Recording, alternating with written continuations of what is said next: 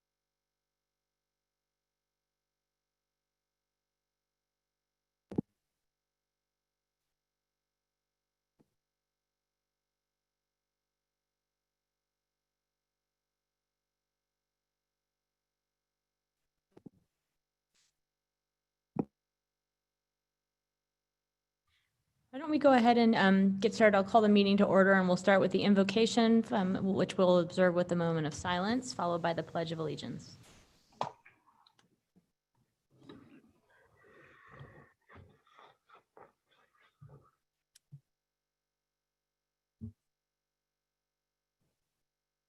I pledge allegiance to the flag of the Flag United of States the of United America States of America, and to the republic for which it stands, one nation, under God, indivisible, liberty and justice for all.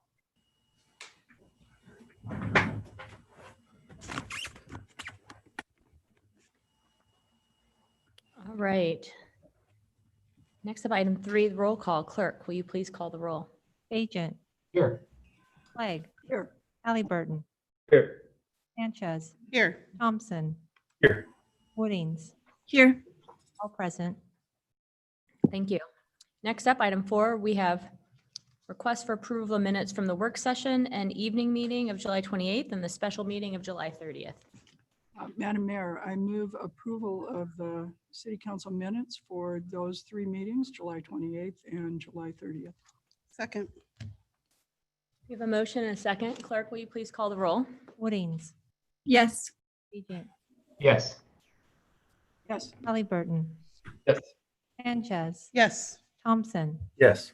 all in favor, motion carries. Thank you. Next up, we have special business. Item 5.1 is the appointment of Tom Betty to the Electrical Code Board of Appeals for a 4-year term ending August 2024. Madam Mayor, I ask unanimous consent to appoint Tom Betty to the Electrical Code of Appeals for a 4-year term ending in August of 2024. Without objection. All right. And Mr. Betty? Is he here? No? Madam Mayor, he is on the virtual meeting. Oh, wonderful. Okay. Well, thank you, Tom, for your willingness to serve the Electrical Code Board of Appeals. And please, if you'd like to say anything, you are welcome to now. Really don't know what to say. I appreciate the opportunity. I look forward to it. Look forward to working with the board members and try to do my part. Well, thank you so much. Really appreciate your service to our community. Thank you. You're welcome. Thank you. Take care. All right. That was it. That was it, and you did great. All right. All right. Have a good evening. Thank you. Have a good night. Thank you. All right. Bye. All right, next up under special business is the appointment of Ashley Brown to the Historic Preservation Commission for a 3-year term that ends August 2023. Madam Mayor, I ask unanimous consent to appoint Ashley Brown to the Historic Preservation Commission for a 3-year term ending August 2023. Without objection? Wonderful. Well, Ashley, thanks so much for your service. Really appreciate your interest in the Historic Preservation Commission. Is Ashley on the Madam phone? Mayor, yes, she is. All right, great. Yeah, thank you for letting me serve the city of Boise. And hopefully my experience as a historic preservation professional will be useful to the city and hopefully can guide the city in the right direction. Thank you. Thank you. Thanks so much for your service. Take care, Ashley. Thank you. Good night. All right, and now we have the revised findings for the appeal of the PUD 20-4. Cody, go ahead. Madam Mayor, members of council, you heard this item, the appeal of the conditional use permit back on July 28th. It was all related to an 85-unit plan unit development on about 2 1/3 acres located at 8306 West State Street. Council did vote to approve a rezone and denied an appeal and directed us to return with findings and conditions related to the PUD. That information was included in your packet this evening, and we are asking for approval. Thank you. Madam Mayor. Yes. Thank you, Cody. I did review the items that were in our packet, and I agree that they fairly represent the decision that we made last week. And with that, I would move that we approve the revised findings and conditions for PUD 20-4. Second. We have a motion and a second. Any discussion? Right. Clerk, will you please call the roll? Woodings, Yes. Agent, I abstained from the previous vote and I'll abstain from this one. Yes. Halliburton, Yes. Sanchez, Yes. Thompson. Yes. Motion carries. All right, next up, we have Resolution 340-20.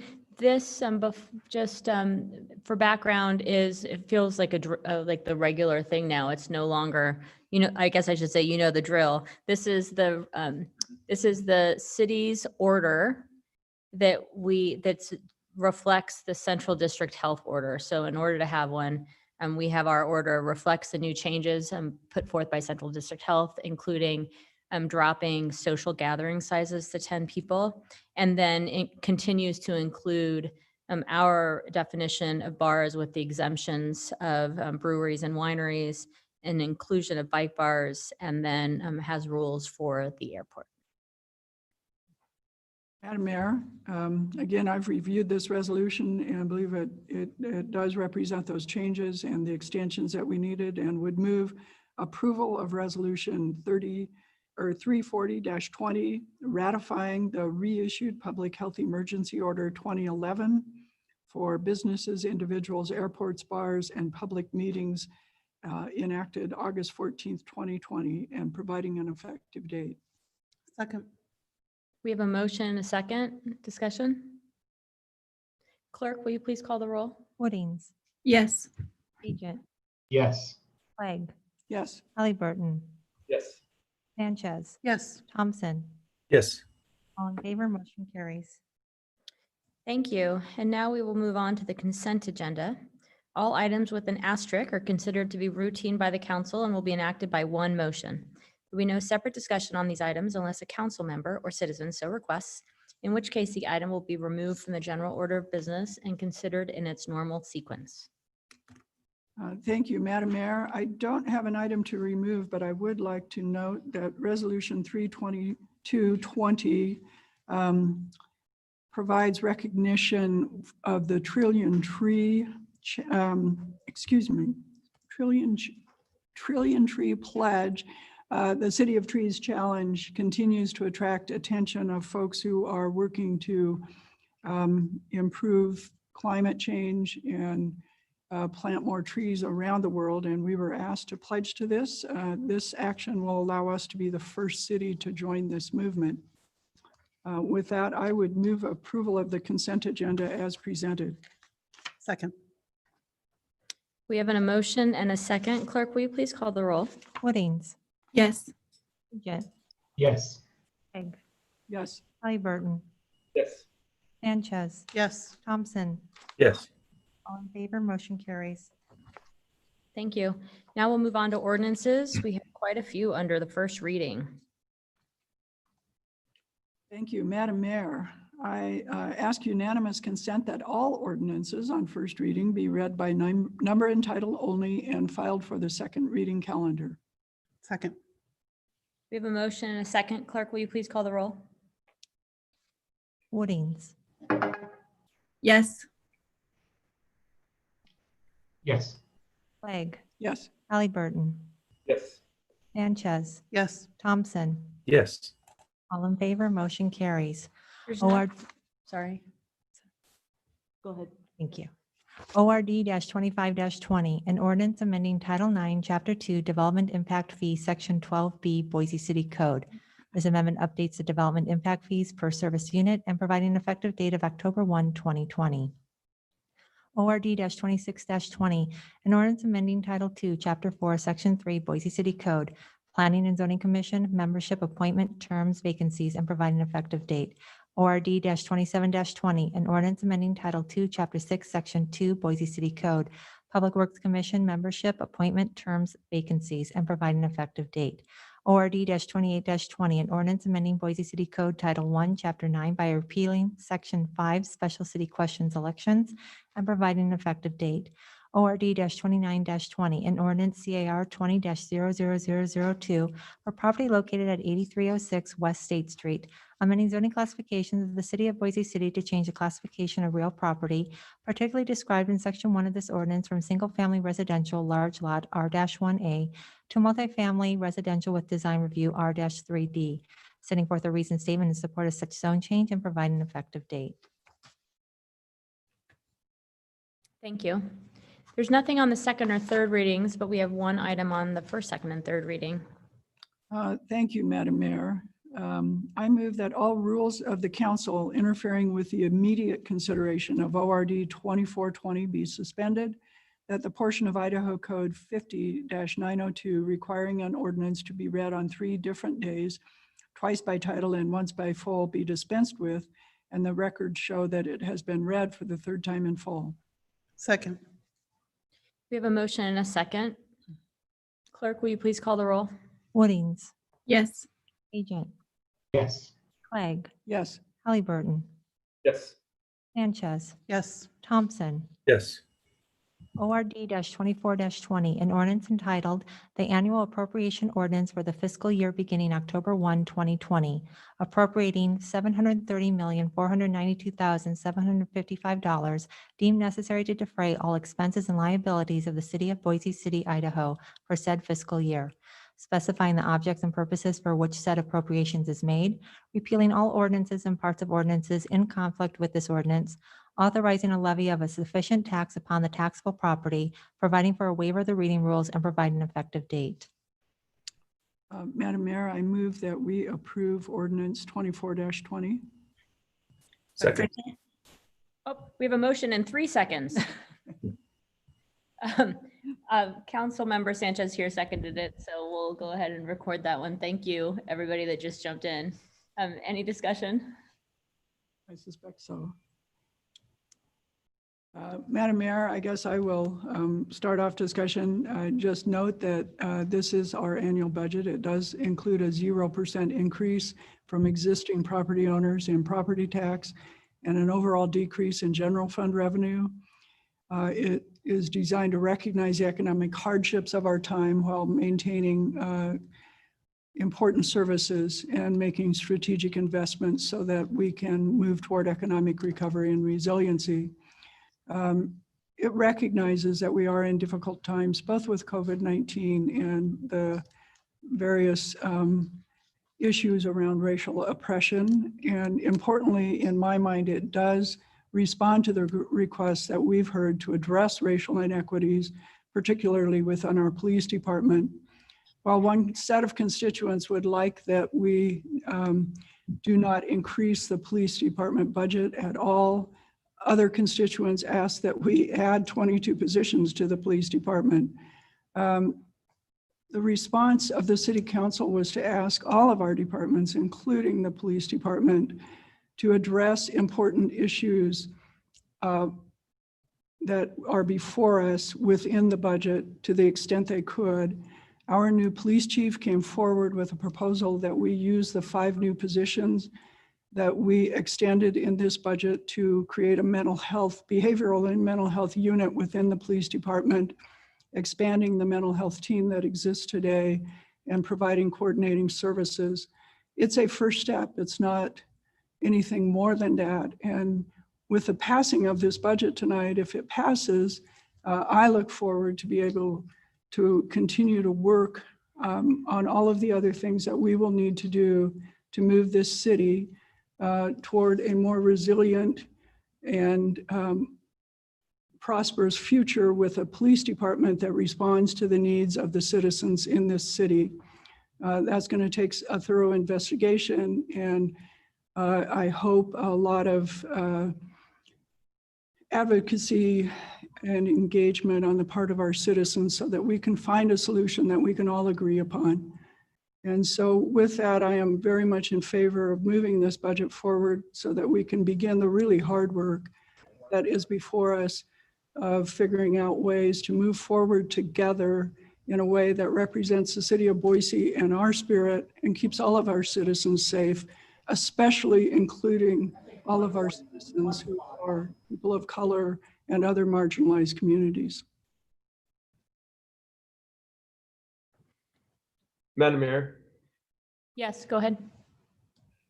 I think one of the difficult things on city council is that you are usually forced to vote yes or no on some really complicated things that have a lot of nuances, and that's certainly a challenge. I think that there are so many great things within this budget that our council members, that our mayor's office, that the staff members at the city of Boise, and that our community members have been fighting for, that are absolutely wonderful. And that includes our police department as well. I think the steps that were identified by the police department with the behavioral health response team and these 5 positions is meaningful, impactful, and I think that it will save lives. At the previous budget hearing, I voted no for the budget. Before that, I made a motion, or I attempted to make a motion to hold on approving additional funds until I felt like we were really able to have that discussion. And that didn't make it to the table, and it didn't move forward, and that's okay. I think that we've got city council members who all agree that the safety of our community members is the number one concern that they have. And I think that they want to make our city a safer place for everyone. I think we have different ideas on how we would like to see that done. And I think that that's okay as well. So I'll be voting no for today's budget. I still think that conversation should and could still happen. And I appreciate Councilmember Clegg's willingness to continue to push for that conversation. I'll continue to do the same as well. Madam Mayor. Yes, go ahead. Madam Mayor, I want to echo everything that Council President Clegg said, and also appreciate Councilmember Halliburton's analysis of why he'll be voting no on the budget. I want to note that this budget includes so much community support for Boiseans during this very hard time. We're increasing funding for things like support of our citizens experiencing homelessness. We're really moving forward on our Housing for All initiatives. We're increasing funding for public transit so that folks can get around. So I really hope that it's recognized that in this budget, we are doing many of the things that our citizens have asked us to do in creating more support for our citizens who are most in need during this really trying time and a very much unknown recession that's hitting our working class harder than anyone else. So I appreciate all of the work that's gone in from the budget department, from the mayor's office in addressing our residents' needs. And I'm happy to support this budget. Madam Mayor, this is TJ. Well, I will be also supporting this budget, and I appreciate all the hard work that has gone into this, all the amount of input that has been received from our citizens. Congratulate you, Madam Mayor, on first official budget that is going through. And I think it's one you should be proud of. It certainly has included a lot of input from all of the council and the public. And I think it touches on so many places, many that have been mentioned by council members already, and moves this city forward during a very difficult time, a very challenging time. It provides property tax relief. You've identified many savings through this great assistance of the department heads, and I'll be supporting it. I also want to recognize Councilmember Halliburton for his comments. Early when I was on council in my early years, I voted against a few budgets until we implemented a living wage for our human in our employees at the city of Boise. So I recognize when you have a cause of something that you don't support 100% or want to see more done. So I appreciate your thoughts, Councilmember Halliburton. And I will be supporting it. And just as a reminder to all of you in the public, I have a prior commitment. And after this vote, we'll be signing off tonight. Thank you.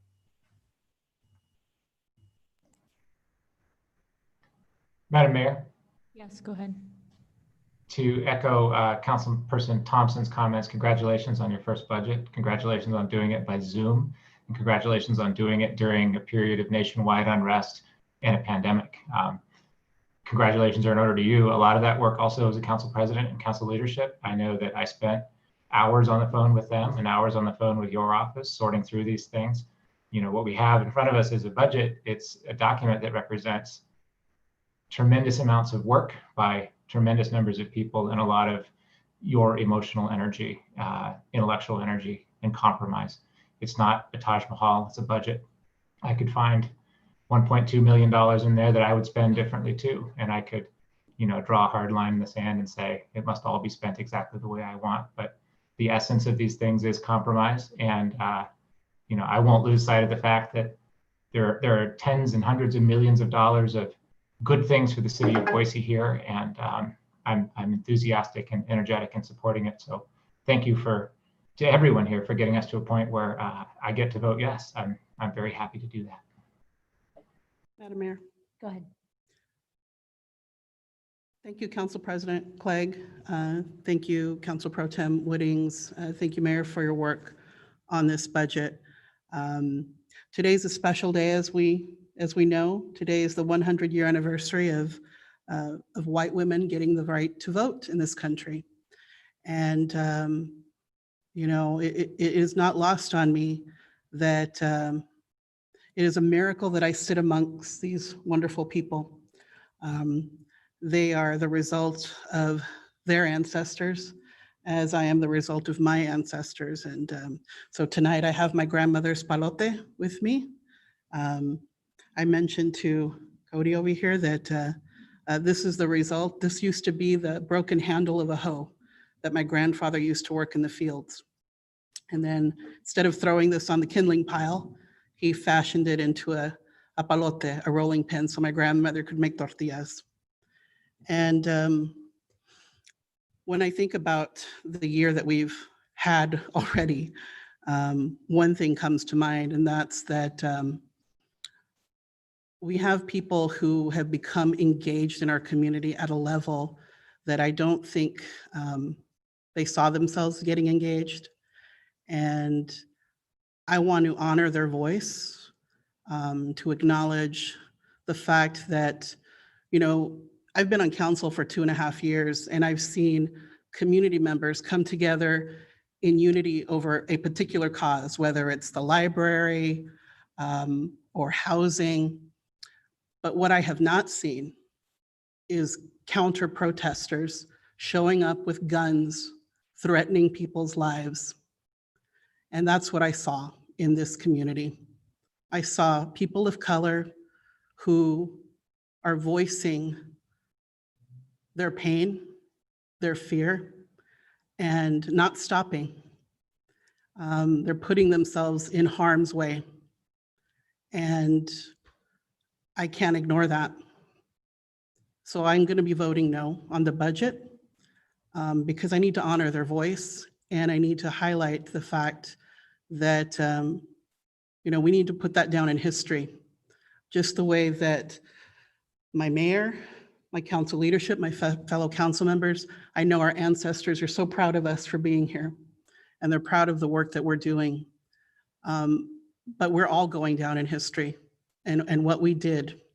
I think often about Henry Louis Gates, Dr. Henry Louis Gates, who has that wonderful program on PBS that shows famous people, their history and their ancestors. And some people are very embarrassed, very ashamed, because there are people within their history, within their family history, who did things that they can't hold their head up now. Their descendants cannot hold their head up. I don't have any descendants. I chose not to have children for many reasons. So what I do for other people's children. And so right now, other people's children are putting themselves in harm's way to make a positive change for our community. So I'm going to vote no in honor of them.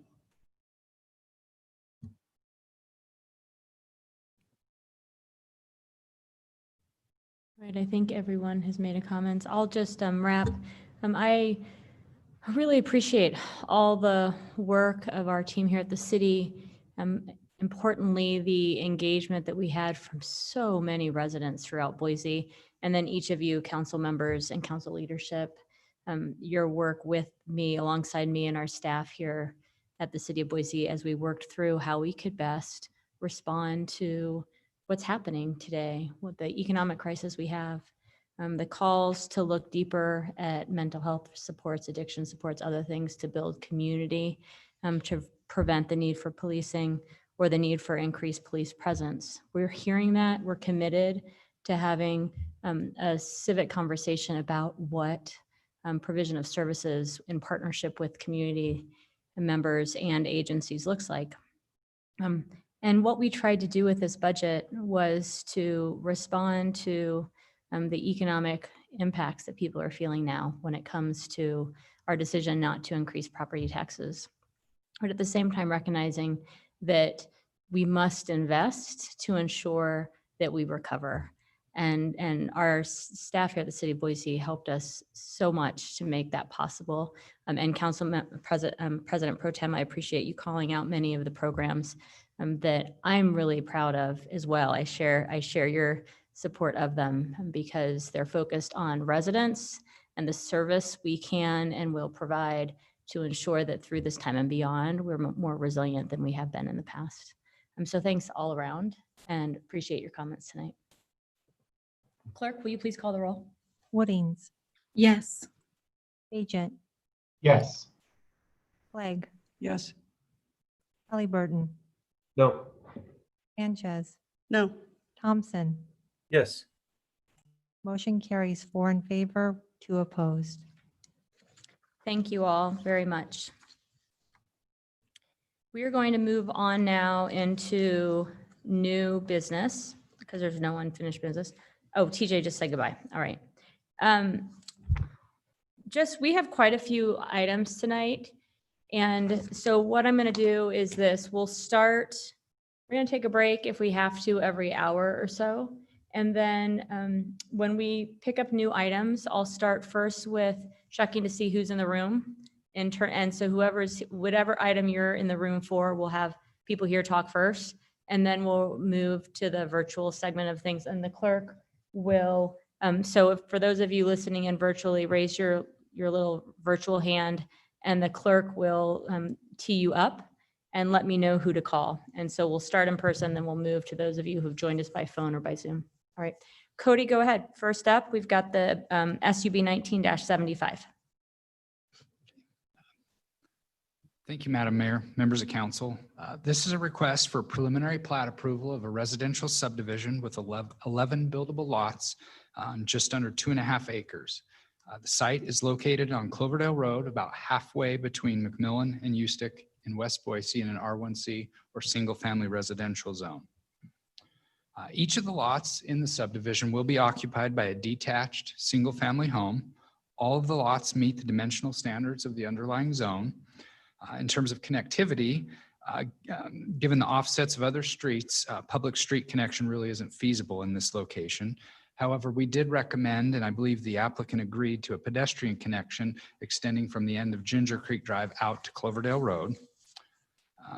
The applicant agreed to that and to provide a cross-access agreement to the property to the north in the event it were to redevelop in a similar lotting pattern. Attached sidewalk is provided or extended through the cul-de-sac that connects back to the neighborhood to the east. And then the commission, as noted in your packet, did hear this item back in July, and without opposition, they did recommend approval that evening. We are recommending you do the same and approve the subdivision this evening.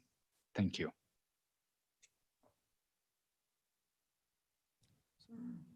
Any questions for staff?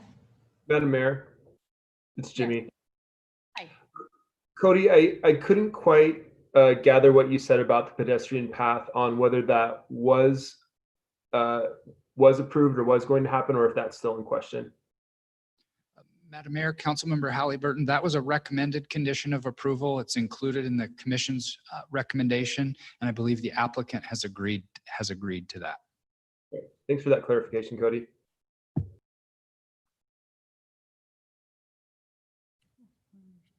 right, if no other questions for staff, is the applicant here? Madam Mayor, the applicant is on the virtual. Great. All three of them are. All right. We have the applicant virtually. Welcome. Do you have any? Evening. How are you? Good. How are you doing? Great. Thanks for joining us. Do you have any specific comments that you would like to make, or are you in agreement with the staff report and recommendation? Yes, the owners have agreed with all the conditions, and we've worked well with the staff, and we appreciate their hard work. So we're ready to move forward. Excellent. Thank you. Any questions for the applicant? Madam Mayor, just confirm what Councilmember Halliburton asked, and that is that the condition 2 with the pedestrian pathway between lots 7 and 8 is something your clients have said yes to. Yes, that is true. We'd like to hear that they're in support.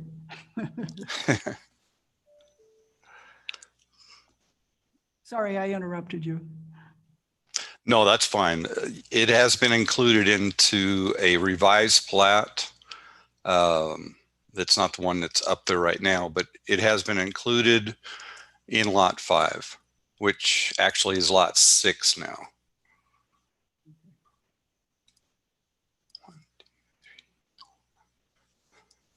All right, thank you. Well, we'll look forward to seeing that at the final plat. Thank you. Great. All right. We're good? Madam Mayor, I believe I heard late in the day there might be an adjoining property owner. I don't know if they're online to speak. Do you have those?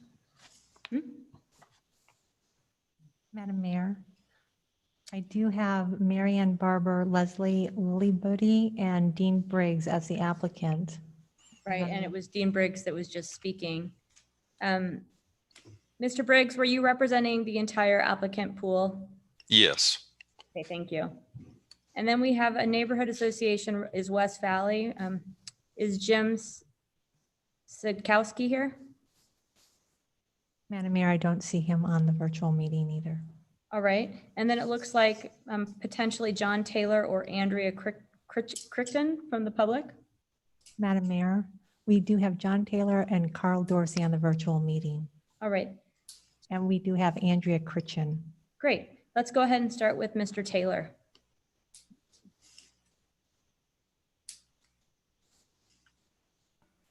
Can you hear me now? Yes. Okay. I was looking at the plat map and it concerned me that the lots 9, 10, and 13 were a little narrow to match the subdivisions that are around it, and question why that was. The other thing that I had a question for was, is there an easement on the east side of the plat going from Ginger Creek Road over to the corner, northeast corner? I don't see an easement marked there. There is a drainage ditch that drains all of that area in the subdivision and needs to make sure that that stays open and is drained. So I don't see that easement on here.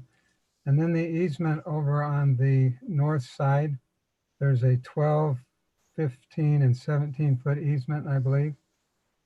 And I was wondering if the fence would, I understand there's to be a fence erected around the property. I wondered if that fence was going to be on the easement line or if it was going to be on the property line, because there would definitely need to be maintenance up through that easement. And I don't think that the owners of that property would like them to take their fences down every time they went through. So those were my concerns, and wondered if somebody could address those. Well, thank you, sir. We'll see if council members have similar questions, in which case they could ask staff or perhaps in wrap-up comments. Madam Mayor? Could Madam we- Mayor, I guess I would ask staff to address I assume this drainage ditch will be tiled and that there will be an easement on it, but it's hard to tell on the plat as it's presented.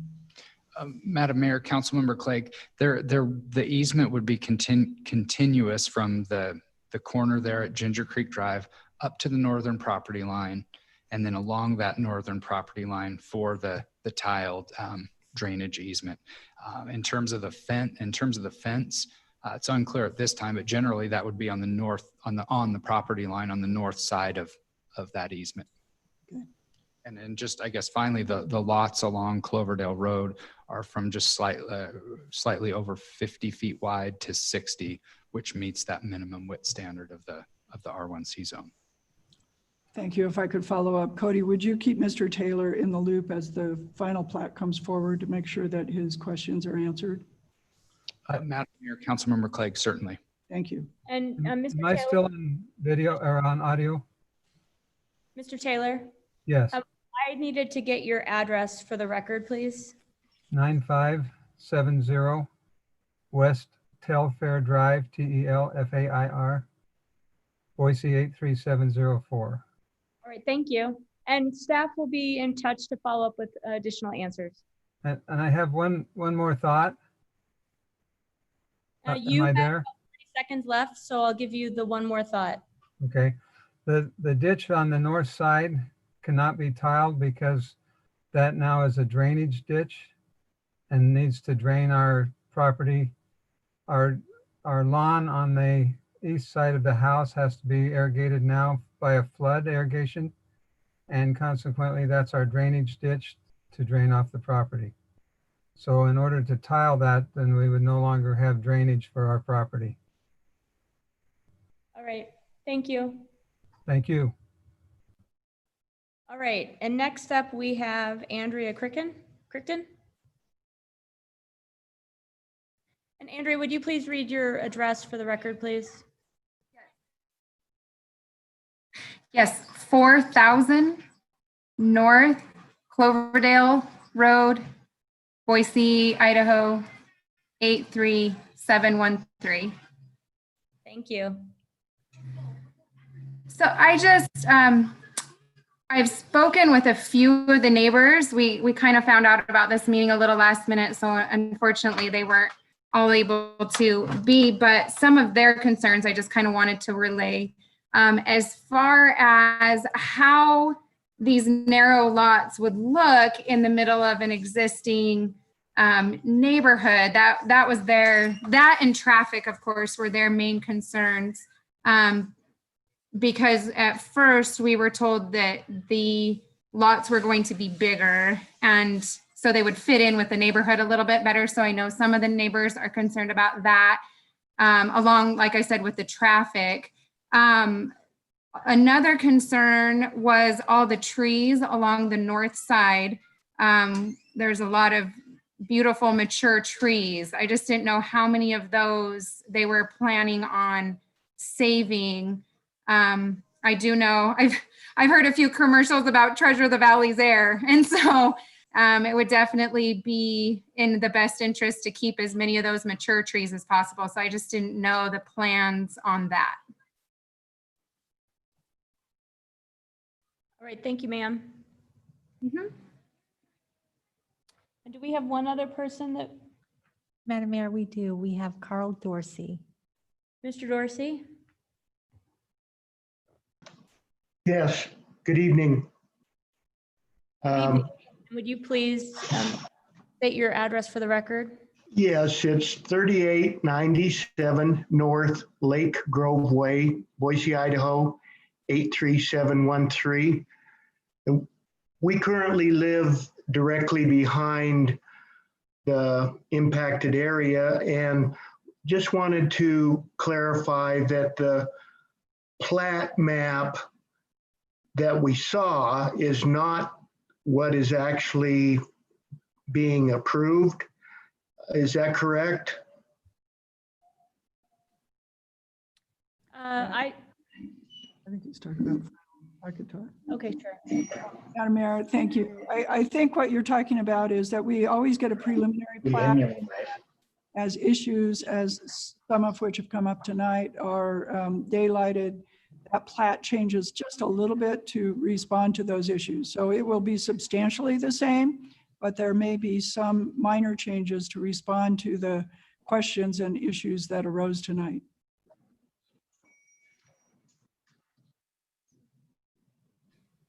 Okay, thank you for that clarification, Council President.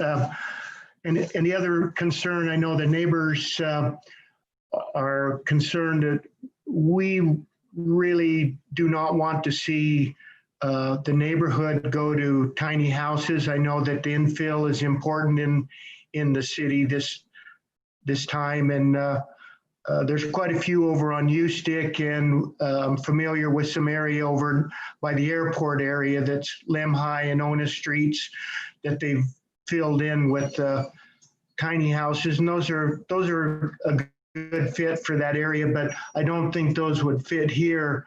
And we were currently wondering, I know it's hard to tell us any exact figures without having the approved plat, but house size and lot size were a big issue for us. And I think if those questions could be answered, that would probably alleviate some of our concerns.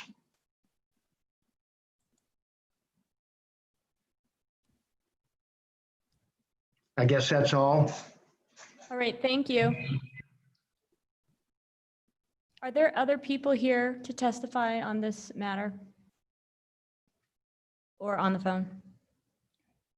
Madam Mayor, could I just clarify one thing with Cody? Yes.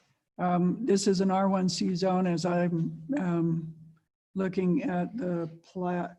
The smallest of the lots, or the average of the lots, seems to be 0.2 acres. A little bit above that, there are some surrounding lots that are actually smaller than that. So as I'm reading it, it is very compatible. Madam Mayor, Councilmember Clegg, yeah, the minimum lot size in the R1C zone is 5,000 square feet, and most of these are kind of in that 6,000 to 7,000 square foot range. In terms of size of homes, we don't know. They'll be required to meet the 5-foot side, 15-foot rear, and then 20 and 15-foot front. So very comparable to some of the other homes in the neighborhood. Thank you. Thank you. Any other questions for staff?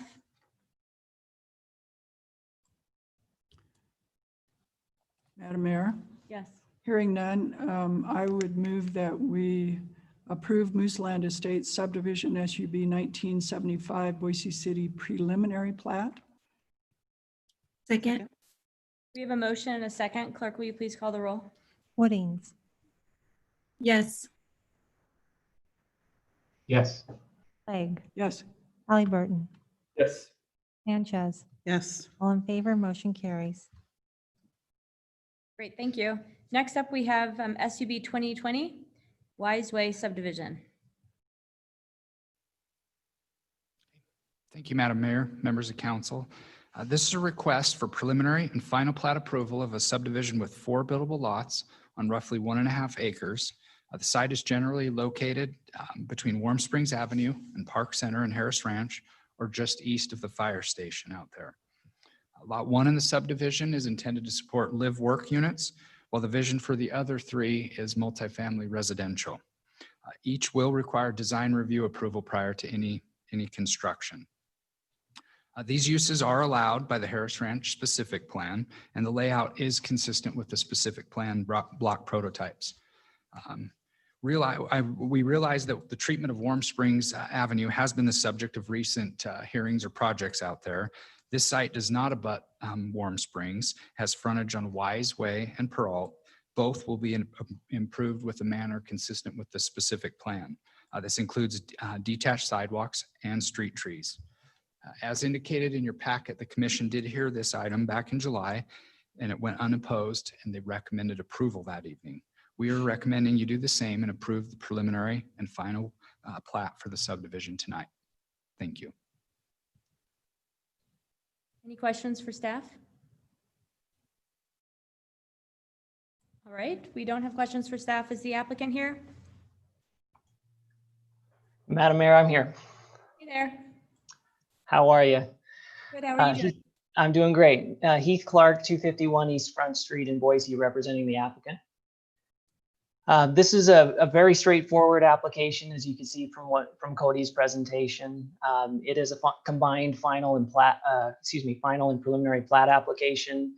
It does meet all of the block prototypes, and it is fully in conformance with SPO1. So it is a straightforward application. I do want to say, a nice thank you to Cody and Saline and Nicolette for all the work that they've been doing with us at Harris Ranch. And in particular, in connection with the conversations that we've been having with BVNA about working through some of the questions that they've had about Warm Springs. But again, this is separated from all of that. We expect to continue that conversation with all of the stakeholders and look forward to that continuing.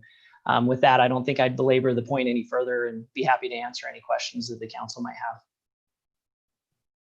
Are there any questions for the applicant? We're good for now. Thanks, Heath. Are either John Mooney or Gary Veazey from the Barber Valley Neighborhood Association here? Madam Mayor, John Mooney's here. Hi there. Hi. John Mooney, 7153 East Highland Valley Road, on behalf of the Barber Valley Neighborhood Association. Madam Mayor, council members, yeah, as he said, we're obviously supportive of this. As you noticed in our documentation to planning and zoning, we are concerned about the connectivity issues that come up with this application, although it's not adjacent to Warm Springs. Obviously, that's where the residents will go to. The point we really want to make is that the specific plan is great, but we really think that the city needs to look at this maybe in a comp plan amendment for when SPO3 starts moving along, because there aren't any folks living out there yet, but there will be. And in the case of SPO1 and SPO2, you've got an engaged citizenry that understands those specific plans, but yet we made a mistake and didn't recognize that there were some connectivity things that could have been done better throughout the process. So as Cody mentioned, we've been having these discussions about Warm Springs and what that should eventually look like as Harris Ranch builds out. But we had to kind of raise our issues regarding that through preliminary plats for parcels adjacent to Warm Springs, because that's really the only venue we had in the public process. So we're not obviously in opposition to this. We support it, and I don't want to belabor it, just as Heath said, but we would like you to think about how this is going to work for future specific plans and how the process is tough to follow for residents that are moving into a new area that, it's not necessarily something that they can change easily. So when we raise issues, in this case, how are bicyclists going to get from the Wise Way subdivision over to the Greenbelt, this is the wrong time to handle it because it's already water under the bridge. Thanks for your time. That's all I have.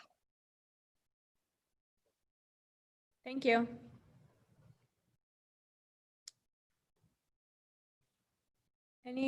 Let's see, anybody on? Nobody here for this one, right? Didn't think so. Madam Mayor, there is no one on the virtual meeting that's requesting to testify in this item. All right, great. Thanks so much. Okay, any further questions for staff or the applicant? All right, with that, I'm going to close the public hearing. Madam Mayor, I move that we approve Wise Way subdivision as SUB 20-20 Boise City preliminary and final plat. Second. We have a motion and a second. Clerk, will you please call the roll? Woodings. Yes. Agent. Yes. Clegg. Yes. Halliburton.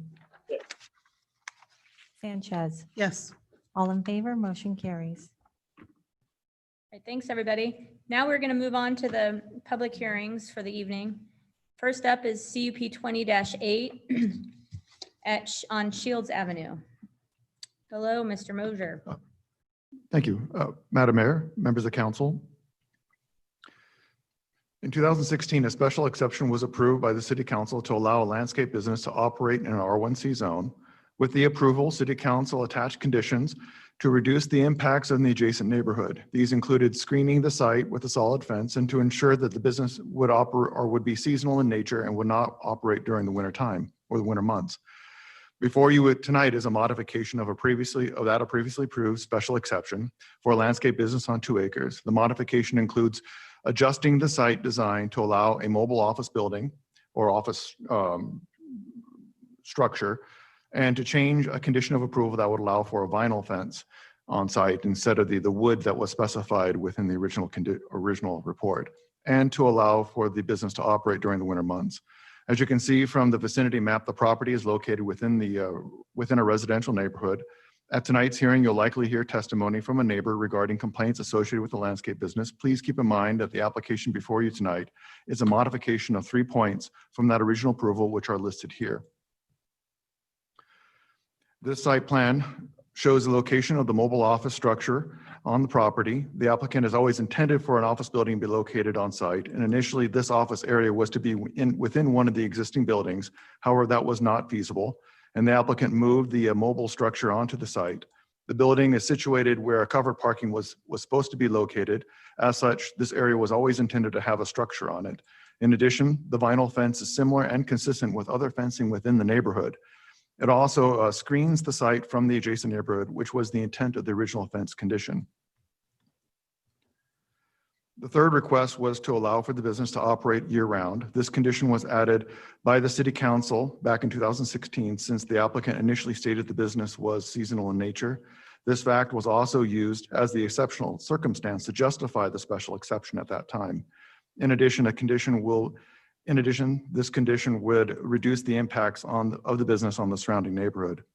I'd also like to note that the character of the neighborhood is changing, and that south end of Shields is being redeveloped with residential subdivisions. These residential developments and future residential developments are not consistent with an intensification of the landscape business, which essentially to allow it to operate year-round. The vicinity map here shows some of the redevelopment that has been approved within the neighborhood. And I would like to note that since the application was initially submitted, the applicant has agreed to drop this specific condition to request a change in that seasonal nature. So in conclusion, the planning team recommends and Planning and Zoning Commission recommended approval of the requested change of the condition of approval to allow for the vinyl fence and to adjust the site plan to allow for the mobile office building on site, since they comply with the required findings as per code for special exceptions, and to deny that in the initial request to remove the condition that limited this to a seasonal nature. Thank you. Thank you. Mayor. Yes. David, could I ask a quick question about the fencing? Excuse me, I'm so sorry. My memory is that the condition to require a wooden fence had more to do with blending into the neighborhood than it did with the fence type, product type, and that the untextured plain vinyl fence is simply not what is otherwise in that neighborhood. Has there been any discussion about actually conditioning the kind of vinyl fence so that it does either there's wood grain textured vinyl fencing that I think would be very similar to what was originally envisioned in the original condition. Was there any discussion ever about that? I couldn't find any. Madam Mayor, members of the council, there was no initial talk about the type of vinyl fence to basically to allow for a particular grain on site or to allow it to blend in and be more consistent with a wood fence. The reason being because the fence was already built. They built a vinyl fence even though the condition said wood, so it's already in place, and so we didn't really have any additional conversation as to changing it out at that point. What kind of vinyl fence is it? So in other words, they had a condition and they didn't meet it, and now they're asking for forgiveness from that condition? Oh, thank you. Okay. And They can, Madam Mayor, members of council, this photo down here, you can actually shows the type. It's a tanned, it's a vinyl fence, but I believe it's a is, tan okay, color. it is the textured wood Yeah. grain. Okay, all right, thank you. Madam Mayor, Go ahead. David, I do have a question. It was the council president's question a moment ago. If I'm understanding correctly, there was a condition for a wooden fence. They built a vinyl fence. They're here now asking to have that condition released so that the vinyl fence they built can be allowed to stand. Is that timeline correct or not correct? Madam Mayor, members of council, I reviewed the original city council hearing back from 2016 on this. And based on my recollection and what I actually viewed, I think the condition was to screen it. I don't believe there was a specific indication of product type at that time. Okay. I think the wood fence was an addition that I added in when I came back with revised findings, which the council approved for a wood fence. I see. And then after that, those revised findings and approval, the applicant constructed a vinyl fence? That is correct. Has anything about, well, I have other questions for later. Thank you.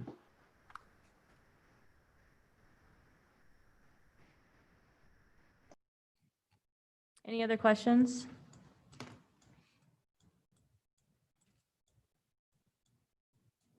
All right. We will now hear from the applicant. I take it it's you all. Come on up. What do you need? I sent it over. Oh, sure. Madam Mayor, City Council, thanks for your Tuesday. My name's Travis Geenrich, 48 Horizon Drive, Boise. Dave Mosher, thank you as well. As Dave pointed out, we're here to ask to keep our vinyl fence that we have in place. We have landscape screening. We're 20-foot back set off of the property line. Landscape and irrigation in front that we maintain weekly. And also ask to keep our temporary office trailer there to keep our keys in and a time clock for our crews, pending, of course, a building permit to leave it in place.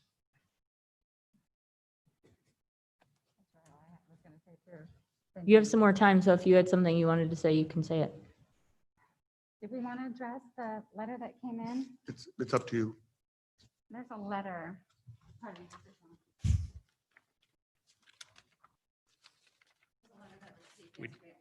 We did receive a letter of opposition late yesterday afternoon.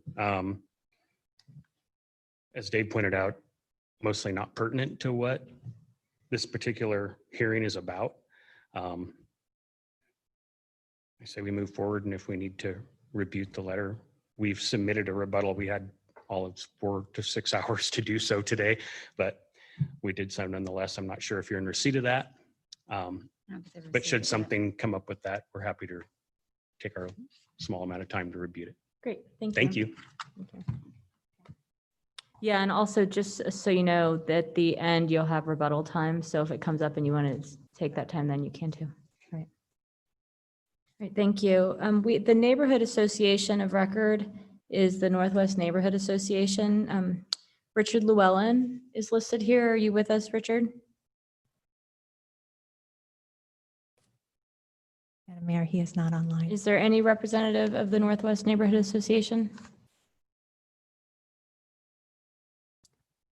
All right, nope. Okay, I have 2 people signed up to testify on this item. First, I'm going to see, oh, I guess since you wrote your name, you're here. Mark Olson.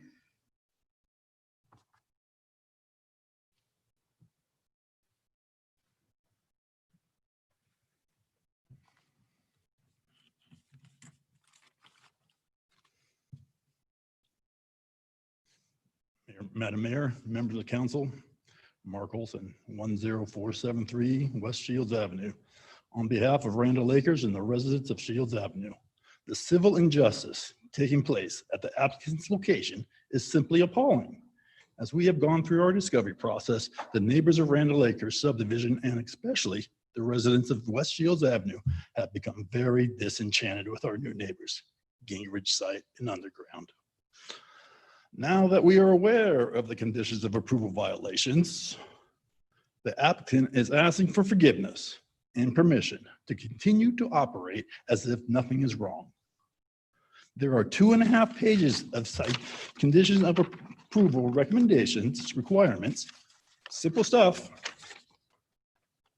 The violation started within 12 months of being issued. The most obvious violation is them working all year round, 6, sometimes 7 days a week, and all hours of the day. Just today, we had crews coming and going, 10:53 a.m., 2 p.m., and 3:35 p.m. That is all I saw from our entrance. You got double entrance on Shields Avenue. Tom Hartman, code compliance officer, told us he wasn't able to tell if they were and when they were working. You all received the photos. Pretty simple to see. The applicant is requesting to work 12 months out of the year because they already have been. The applicant states that he replaced a 12 by 20 shed with a 24 by 38 foot mobile building. That is 200 or 720 square feet building to replace a shed of 240 square feet. Nice capital improvement for out of compliance business in a residential neighborhood. Condition of approval F states all site improvements shall be made prior to 2017 season of business. Condition D states the applicant shall install the wood fence. The applicant said he did not understand. What is it to understand? You would surely think somebody in the landscaping business would understand that vinyl is one of the most uneco-friendly fencing materials. A fence built with metal post in a concrete footing with untreated cedar panels will last for more than a lifetime and is much more pleasant to look at. It certainly doesn't have the glare of the petroleum-made vinyl. As it is today, the vinyl fence is out of compliance. Already is dilapidating, broken and cracked. The applicant obviously is educated and has a very successful business for over 15 years. They know right from wrong. Our neighborhood is tired of being wronged. Mr. Olson, your time's been up for a bit. Get 1 more minute? We've got to limit it to 3, or I've got to open it up to everybody for as long as they want to. I'm sorry, sir. Appreciate your time and effort. Thanks for being here. Excuse me, could I ask you a question? Oh, go back. Thank you. So I just want to be clear. You understand that the applicant is no longer asking to work year round? Well, that's part of my ending conversation I would discuss with you. If you'd give me 30 seconds longer. Well, she's asking you a question, so you may answer her. You can answer. The question being? The question is, do you understand the applicant is no longer asking for a change in the condition to be able to work year round, that they'll still be limited to Once again, he's asking forgiveness and get me one comment. I just need you to answer. Just answer that Yes, question. I do. All right. Okay. Do you have a?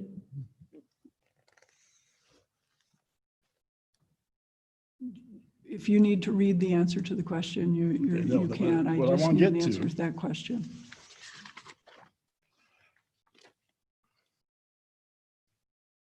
City Council may revoke upon notice of the breach or violation of any condition. We are here publicly to request this evening that the CUP 20-0008 be revoked under that heading. All right. Thank you, sir. Thank you. Julie Perkins. Welcome. This is Julie Perkins, and I live on 9856 West Shields. And I would like the minutes to reflect that Mr. Olson, although I respect his opinion, does not speak for me as a resident. He indicated he was here on behalf of the residents. I am a renter from the Gingriches and live at the other end of the street. And I just wanted to voice my opinion about some of the complaints Mr. Olson has. My experience with him, I've had to call the police on him. He has threatened myself and my daughter in a vehicle and pulled a weapon on us in the middle of the night while we were driving home. And like I said, I live at the other end of the street. It's a residential, it's my spot where my house is. And because of that happening, they have had to park some of their vehicles there because I live there alone. So I just wanted that to be known, and also that he doesn't reflect my opinion about everybody on the street. Thank you. Thank you. All right. Is anybody online that would like to speak to this? Madam Mayor, there is Mr. Tim Strauss. Mr. Strauss, welcome. Please state your name and address for the record, and then you've got 3 minutes. Yes, ma'am. My name is Tim Strauss, and my address is 10348 Utana Road. My property borders the backside, the canal side of the Gingrich property. And so we get to witness what goes on there just across the canal daily. I mean, and to be honest, we've not seen anything late at night. Even Mr. Olson's own times that he just gave in his example are normal daily working hours. 10 a.m., 3 p.m., those are normal daily working hours. And even if he were to work 365 days a year, that wouldn't matter to us. You know, I mean, this is more agreeable to us than apartments being built in that area, or dense housing, as is what's being built down the street there further, as you could see on the diagram, the Windy Court and the other two that are going in there. We've been here 30 years, and you know, Mr. Olson does not speak for us on the other side of the canal either. Our next door neighbor next to us at 10332 is also here with me. I don't know if she wants to speak or not, but she's here. I just wanted to say I have absolutely no complaints with Travis and Jackie. They've been wonderful neighbors, and I've got no complaints whatsoever. I'd like to also add that all of this has already been approved by P&Z, and the vinyl fence issue had been already addressed at at 2 different meetings actually with P&Z. So. All right. Well, thank you, sir.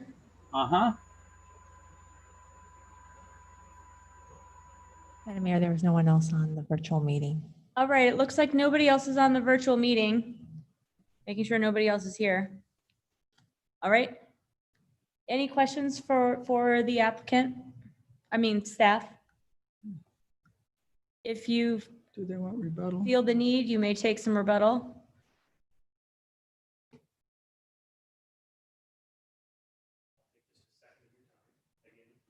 Travis Gingrich, 48 Horizon Drive, owner of Gingrich Site and Underground. Our yard, our office is open to a lot of different neighbors. I mean, I think Mr. Olson misses, you know, people teaching their kids to ride their motorcycles there, and my kids spending time there. You know, I have 3 of driving age that will go there just because it's open space and out of the house. I think I speak for Jacqueline, you know, as well as myself. We remain committed to compliance and transparency with this CUP. we're appreciative of it and committed and very committed to the safety and longevity of the employment of our employees. So thank you very much. Thank you. Thank you. With that, I will close the public hearing. Madam Mayor, Yes. I would move that on CUP 20-8 at 10201 and 10257 Shields Avenue, that the City Council approve the modification of the CUP to allow placement of a mobile office building and allow vinyl fencing in place of wood fencing on the street frontage, and deny the request to allow the business to operate year-round. Second. We have a motion and a second. Any discussion? Madam Mayor, Yes. although I am not in favor of asking forgiveness, it appears in this case that the applicants did attempt to meet the conditions as they understood them. I also believe that in this case, the Planning and Zoning Commission gave us a good recommendation and good reasons for decision, and support those as they've been presented to us. Madam Mayor. Yes, go ahead. Thank you. Everything that Council President just said, especially the bit about asking for forgiveness. Sometimes these applications come to us and it's like, I mean, really, we would like people to be complying with their conditions and not coming to us afterward. But again, Planning and Zoning did a great job deliberating on this one, came to a really good decision. And so I'm happy to support it. Thank Madam you. Mayor, Yes. I want to amplify my shared point of view on the conditions, right? We apply conditions because they mean them. And it's a condition in the sense that you don't get to use your property in this way unless you meet the condition. Your use is conditioned on complying with what we have instructed. The conditions here were permitting and the conditions here were a fence. We don't want to be in a situation where the perception is that you can ignore a condition of use and then come back and say, well, I've already built this structure, I've already built this fence, or I've already relied on my non-compliance. It will harm me a lot to go back and do what you told me to do. We don't want to be, creating that pattern in practice. I didn't hear anything that said or suggested the events at this property that the world has changed such that a vinyl fence would now be appropriate, or there's been some change of circumstances since our last decision where we already made this decision.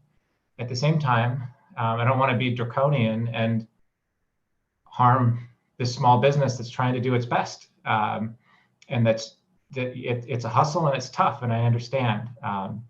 So I would vote to approve the motion, but I really don't care for coming back and saying, essentially, oh, earlier when we told you we wanted a wood fence, not a vinyl fence, we really didn't mean that. We meant it. And so this is my, I guess, diplomatic way of, scolding anyone in the public who thinks that this is an acceptable way to do business, because it's certainly not a pattern in practice that I think I would allow us, or my colleagues would allow us, to fall into. Thank you. Madam Mayor. Yes. I appreciate the comments from my colleagues, and I especially appreciate the grace that Council President Clegg is extending, because fences are a big deal to Council President Clegg. So what I'm hoping is that you will pay it forward, the grace that is being extended to you, because I agree with what my colleagues have said. It's kind of shady, to do what you did. So I really do hope that you will do something for our community, not in exchange, but in honor of the grace that appears to be extended to you today. Thank you. All right. With that, clerk, will you please call the roll? Woodings. Yes. I'm sorry, I didn't catch Councilmember Woodings. Oh, yes, sorry. Bajent, Yes. Clegg, Yes. Halliburton, Yes. Sanchez. Yes. All in favor, motion carries. Thank you. Next up, we have CAR 19-31. Yeah, why don't we take a break now? Thank you for that. We'll take a 5-minute break. We'll be back here at 22-ish.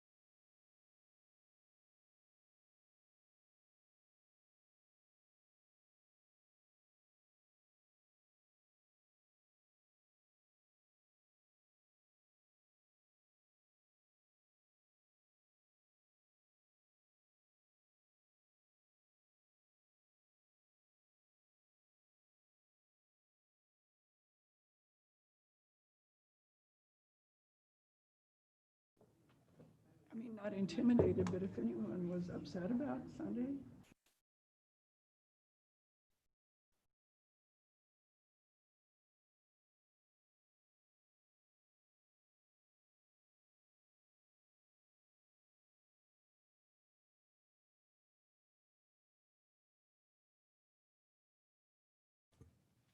All right, we are back.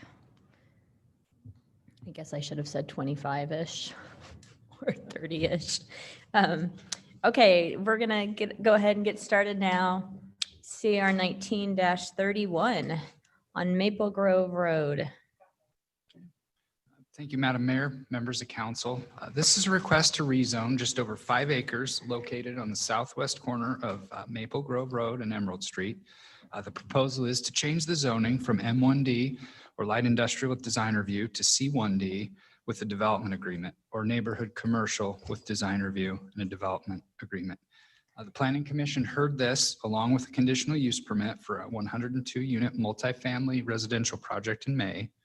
At that time, they approved the planned unit development and recommended approval of the rezone. There was testimony in opposition, but the PUD was not appealed, so it is only the rezone that's before you this evening. Again, the request is to change the zoning from light industrial to neighborhood commercial. It is somewhat unique to change to commercial zoning for a residential project, but the site is really in somewhat of a transitional location. It is designated industrial on the land use map, but uses in the area really don't reflect that for the most part. In fact, many of the properties are actually occupied by offices, call centers. You even have a nursing home adjacent to the west. And a lot of the uses in the area were actually established in the county where they had more flexible allowances in the industrial areas. Even our own city facility just west of here is located in an industrial zone with an industrial land use. And I don't think that's what you typically see associated with an industrial area. It's interesting that this site actually hasn't been developed. It's actually been rezoned to commercial and then back to industrial twice in the past. And the associated projects with those rezones just never materialized. So again, the requested commercial zoning, among other things, does allow residential development. It also allows a number of more auto-oriented uses. Because of this, and to protect the industrial uses to the south, the applicant included a development agreement in the request. That agreement prohibits things like drive-through establishments, car washes, and C-stores. And it also essentially ties development of the property to the residential development shown on the screen. I don't want to get into all of the specifics, but because it is referenced in the development agreement, I would like to touch on the highlights. Again, the proposal is for a 102-unit multifamily residential development with a combination of 1, 2, and 3-bedroom units in 3 different building types. All required parking and amenities were provided. Parking is located behind the buildings for the most part, away from the street. There's also a significant setback to the buildings to the south and an 8-foot CMU wall with significant landscape to provide buffering there. I would also note that there's a 10-foot wide public pedestrian pathway easement that has been required along the canal to the west. It doesn't connect to anything at this time, but would reserve the ability for us to acquire or to have public access along the canal if we can work things out with the irrigation district in the future. As indicated in your packet, the commission found this request consistent with the findings for approval. The request is compatible. They found the request to be compatible with other zoning in the area, and there was no indication that there would be an undue burden on services in the vicinity. I would note that we do have bus service in both Emerald and Maple Grove as it abuts the site. There's also a well-established network of bicycle lanes in the area. That combined with the host of services already in place, the commission found to make this a good location for multifamily housing. So we are recommending you adopt the commission's recommendation and approve the rezone this evening. Thank you. Thank you. Any questions for Cody? Madam Mayor? Yes. Just note that it's really good to see the canal condition. Thank you. All right. The applicant, is the applicant online because you were not here with us? We have Kent Brown, John Carpenter, Julie Fisher, James Doolin. Madam Mayor, Ken Brown is online. Wonderful. Welcome, Kent. There we go. For the record, it's Kent Brown. My business address is 3161 East Springwood, Meridian, Idaho. And I think Cody covered everything really good. We have tried to find a project and a location. We're excited about this location because its proximity to provide workforce housing to the surrounding area, to the mall, to the businesses directly to the east and to the west of us. This makes this area prime for this. There are other multifamily developments as you go to the north on the other side of the canal. So this corridor has been recognized because of the transit and its proximity to these other facilities. And we're excited to be approved with this. We've tried to buffer our neighbors that are industrial uses. We've talked with the storage people on the other side of the road, to the east side of the road at Maple Grove, and they were excited that they might be able to provide services for residents that would live there.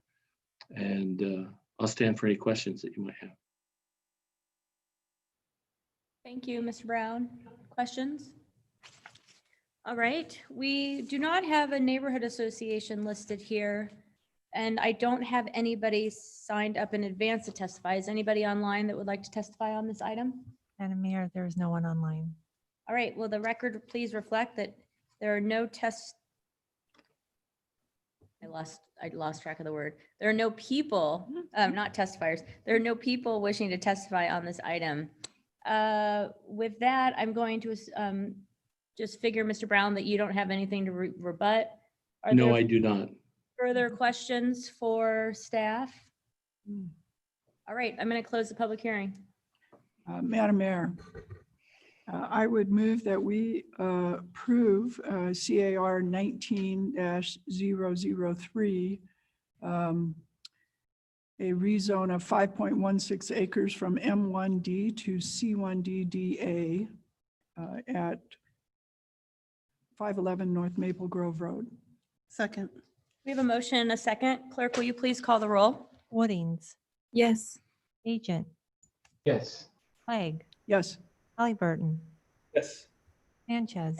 Yes. All in favor, motion carries. Madam Mayor, if I Yes. could real quickly just say, you know, the mall area was always envisioned to be mixed use, which included some residential, and really excited to see this project because I think it begins to live up to that promise.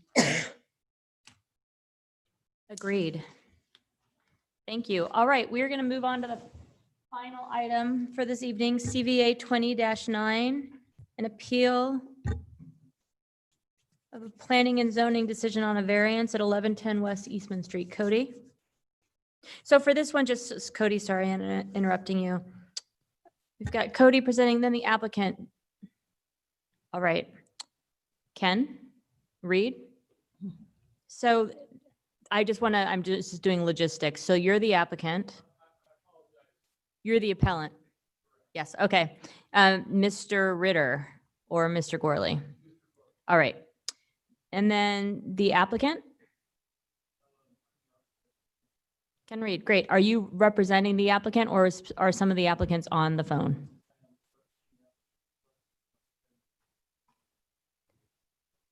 She'll be on Zoom. Okay, great. Okay, and then I have Nina, although it looks like you are unlikely to attend. We have a list here of Sean Murphy, Steve Hardy, Jason Hess or Hesse, Kyle Marcoux, and then also Michael Toulson signed up to testify. However, Mr. Toulson, you were not, as far as we can tell, a party of record. So I'm just saying all this because we're gonna start with Cody, go to the appellant, then the applicant, then nobody else is in this room. So then the people online that signed up to testify, and then I'll see if anybody else that is a party of record is online wishing to testify as well. Hello, Terry. We can see you now. All right, go ahead. This item is an appeal of the Planning and Zoning Commission's approval of a variance to allow the encroachment into the front and street side setbacks for the construction of a new single-family home. The project is located at the northwest corner of 11th and Eastman Streets in an R1CH, or single-family residential with historic overlay zone. The project is located about 1 block east of Hyde Park.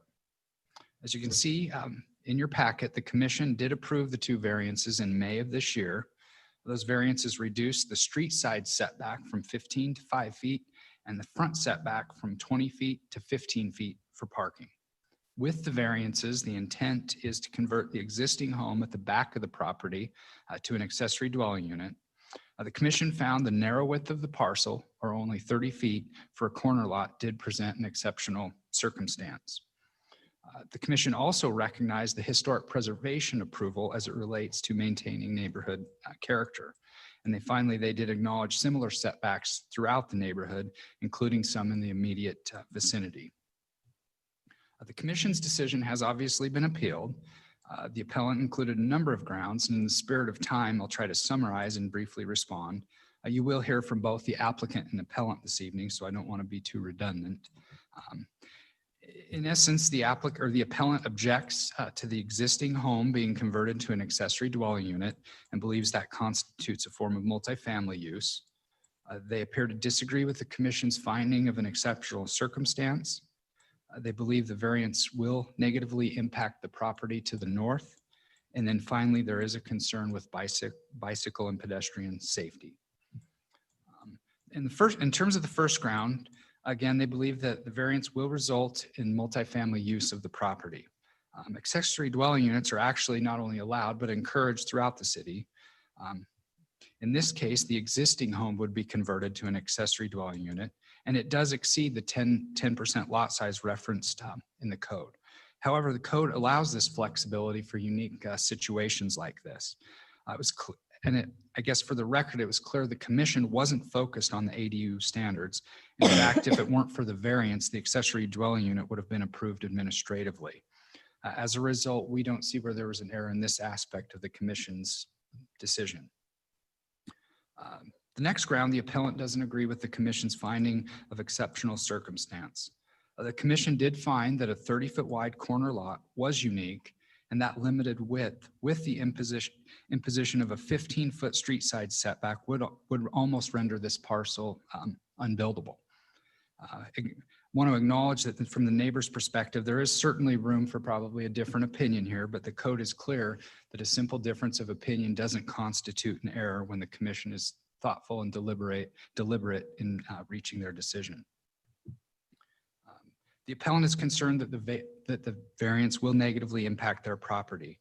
I guess for clarification, the common setback along that northern property line, that setback will be met. Additionally, the 15-foot setback on the front does match that of the adjacent property. The new home will have a porch that's located 10 feet from that front property line, but that setback for living space is allowed. I would acknowledge that replacing open space, given the way the existing home is situated on this lot, will have an impact on the neighborhood, certainly from an aesthetic perspective. However, a single-family home is an allowed use of the property, and I don't believe it's unreasonable to expect that it be developed in that manner. With that, we were unable to find an error in the commission's decision on this ground. Finally, the appellant is concerned with the clear vision triangle on the corner. They believe that the variance creates a safety concern. As you can see on the screen, there's no portion of the home that will actually encroach into that clear vision triangle. So it was difficult for us to find an error in the commission's decision on this ground. I believe that wraps up our comments. I would like to acknowledge, the new home on the property will change things for the appellant, but we don't see where there was an error in the commission's decision or the manner in which it was reached. So with that, we are recommending denial of the appeal this evening. As a reminder, the standards for appeal have been provided on the screen. And again, as the mayor touched on, testimony this evening should be limited to parties of record. Thank you.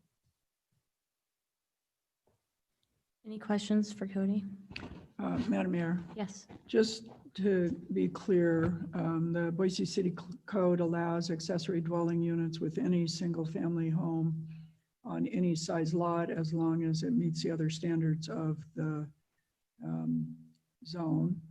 And the change here that's being asked so that it can, so that we can get an ADU on this lot is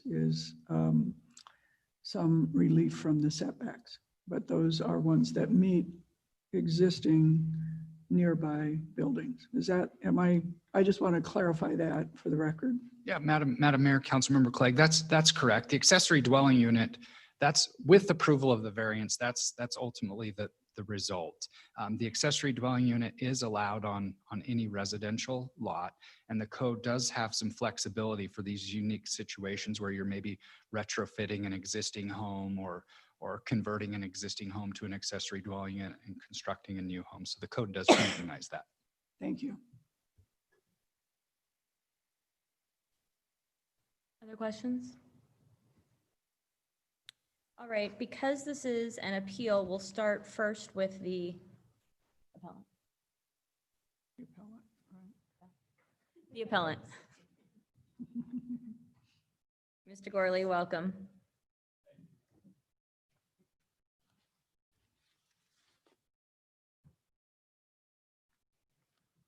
Madam Mayor, council members, my name is Kim Gorley. I'm an attorney. My office is at Jones William Furman and Gorley here in Boise at 225 North 9th Street, Suite 820, Boise, Idaho.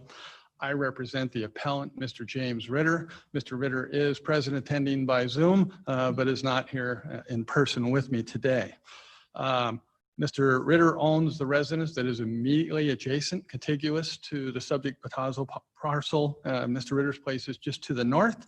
His address is 1601 North 11th Street, Boise, Idaho. The Patazo parcel, as it currently exists, has a standalone residence that is located on it that consists of 644 square feet. It utilizes slightly less than 50% of the parcel. If you are looking at the site plan that Cody pulled up for you, you can see that it's just slightly less than 50% of the parcel. What is proposed pursuant to the application for the variance is to construct a new and additional 1,527 square foot dwelling that is separate and apart from the existing dwelling. Pursuant to the site plan, you can see it's not attached. It's not made to be part of the existing dwelling. They will be standalone residences. And of course, the application is totally premised on the concept that the existing dwelling would somehow qualify as an ADU under the Boise City Code. We respectfully disagree with that, and I'll explain that in a minute.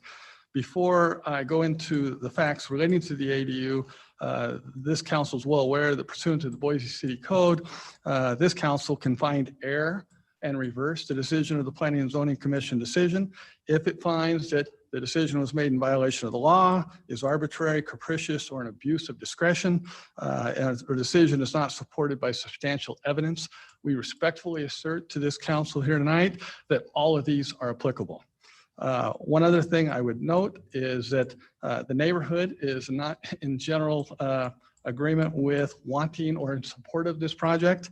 There were 12 neighbors in addition to Mr. Ritter that have opposed the application, submitted letters that should be in the record or have testified.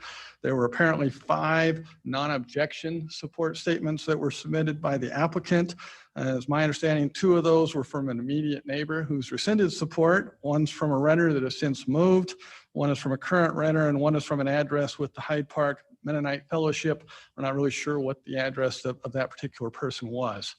The first basis I would assert to this council for reversal of the Planning and Zoning Commission relates to the accessory dwelling unit exceeding the allowed square footage. The Boise City Code is very specific as to ADUs, and it's mandatory. It's not an optional standard. It uses the term must. The accessory dwelling unit must not be larger than 10% of the lot area or 700 square feet, whichever is smaller. I would assert to this council that's mandatory language. It doesn't give the option of deviating from it. Then the code goes on and creates 2 exceptions to this mandate. The 2 exceptions are, Where practical, the 10% size standard may be altered to accommodate logical expansions, that's exception number 1, expansion of the ADU, or 2, internal conversion, an internal conversion of the ADU. In this situation, there is no expansion of the ADU that is proposed in any way. And in this situation, there is no internal conversion of the ADU that is proposed in any way. The ADU will remain in its existing form as a separate standalone residence. So I would submit to this council that the exceptions, the 2 exceptions set forth in the Boise City Code are not applicable. And thus the council is mandated to go back to the standards that the ADU cannot exceed 10% or 700 square feet, whichever is smaller. In our situation, the lot is 3,450 square feet. And so under the ADU standard permitted pursuant to the code, the ADU cannot exceed 345 square feet. In this situation, the existing dwelling is 644 square feet, which is about 180% of the mandated standard.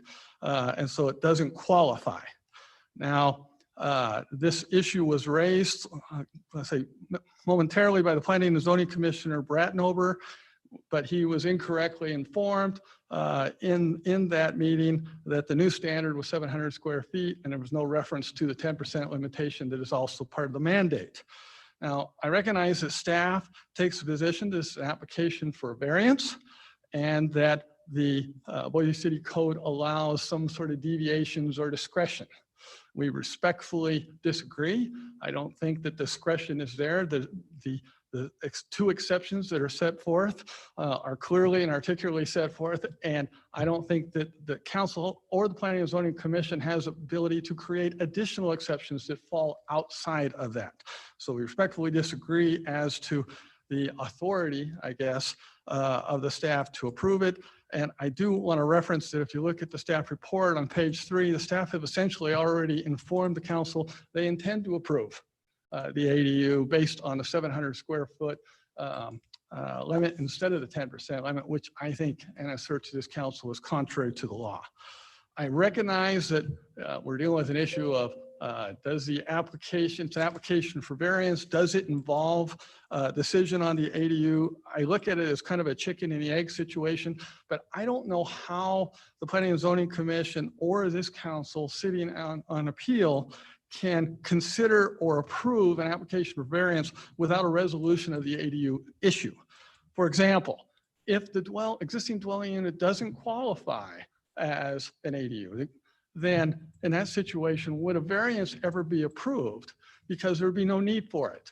If the existing dwelling was going to be modified, renovated in some way, it would never come close enough to the street to need that front yard setback.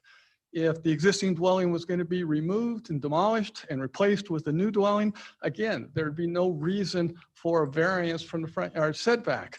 The only reason that the variance request has any application at all is because on the theory that the existing dwelling qualifies as an ADU and can remain.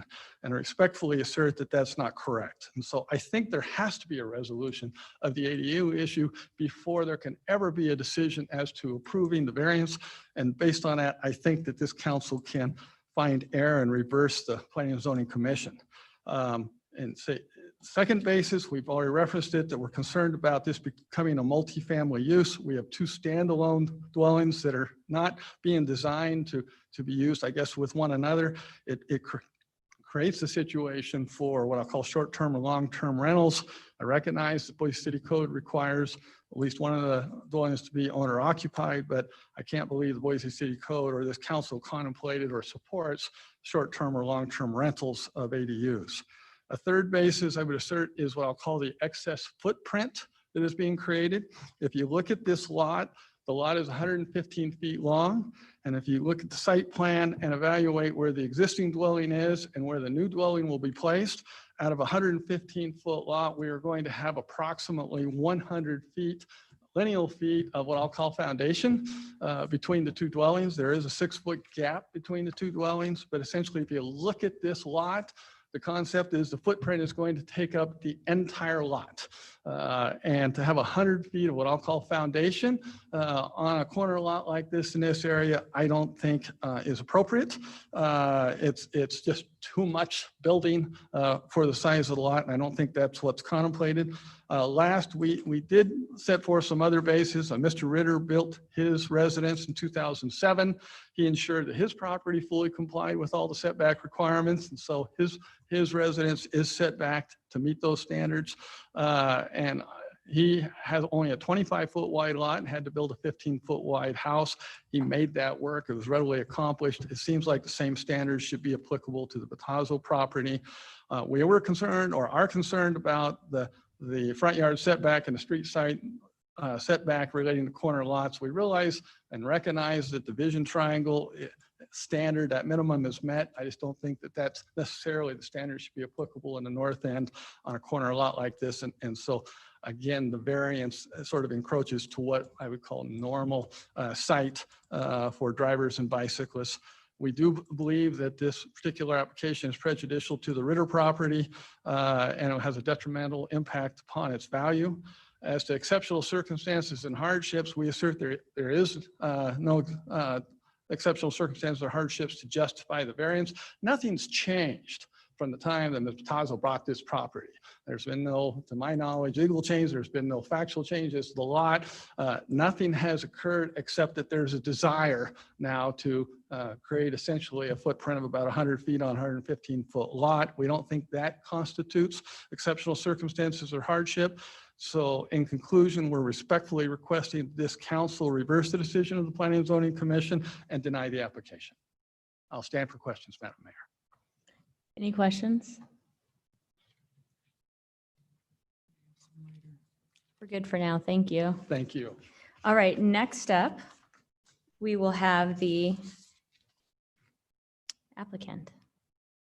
So I see Ms. Manweiler is on the Zoom, but Mr. Reed, you're here. You're starting. Are you both? Are you okay? And then let Terry take over. Great, thanks. And my name is Kenneth Reed. I'm an architect and I live at 2415 Compass Drive, Boise, Idaho. And so I designed this building, working with Ted Venegas and Ethan Mansfield later. Like all projects, I started with a discussion with Ted and how we would design a possible expansion of this property. It became clear that if we knock the existing home down as an anomaly to the code, it's a 30-foot wide parcel, and so it's unbuildable at that point. So how we would create an addition to the house, it was decided that the existing house could be construed as a ADU, and a new home could be created in the front part of the home, of the parcel. So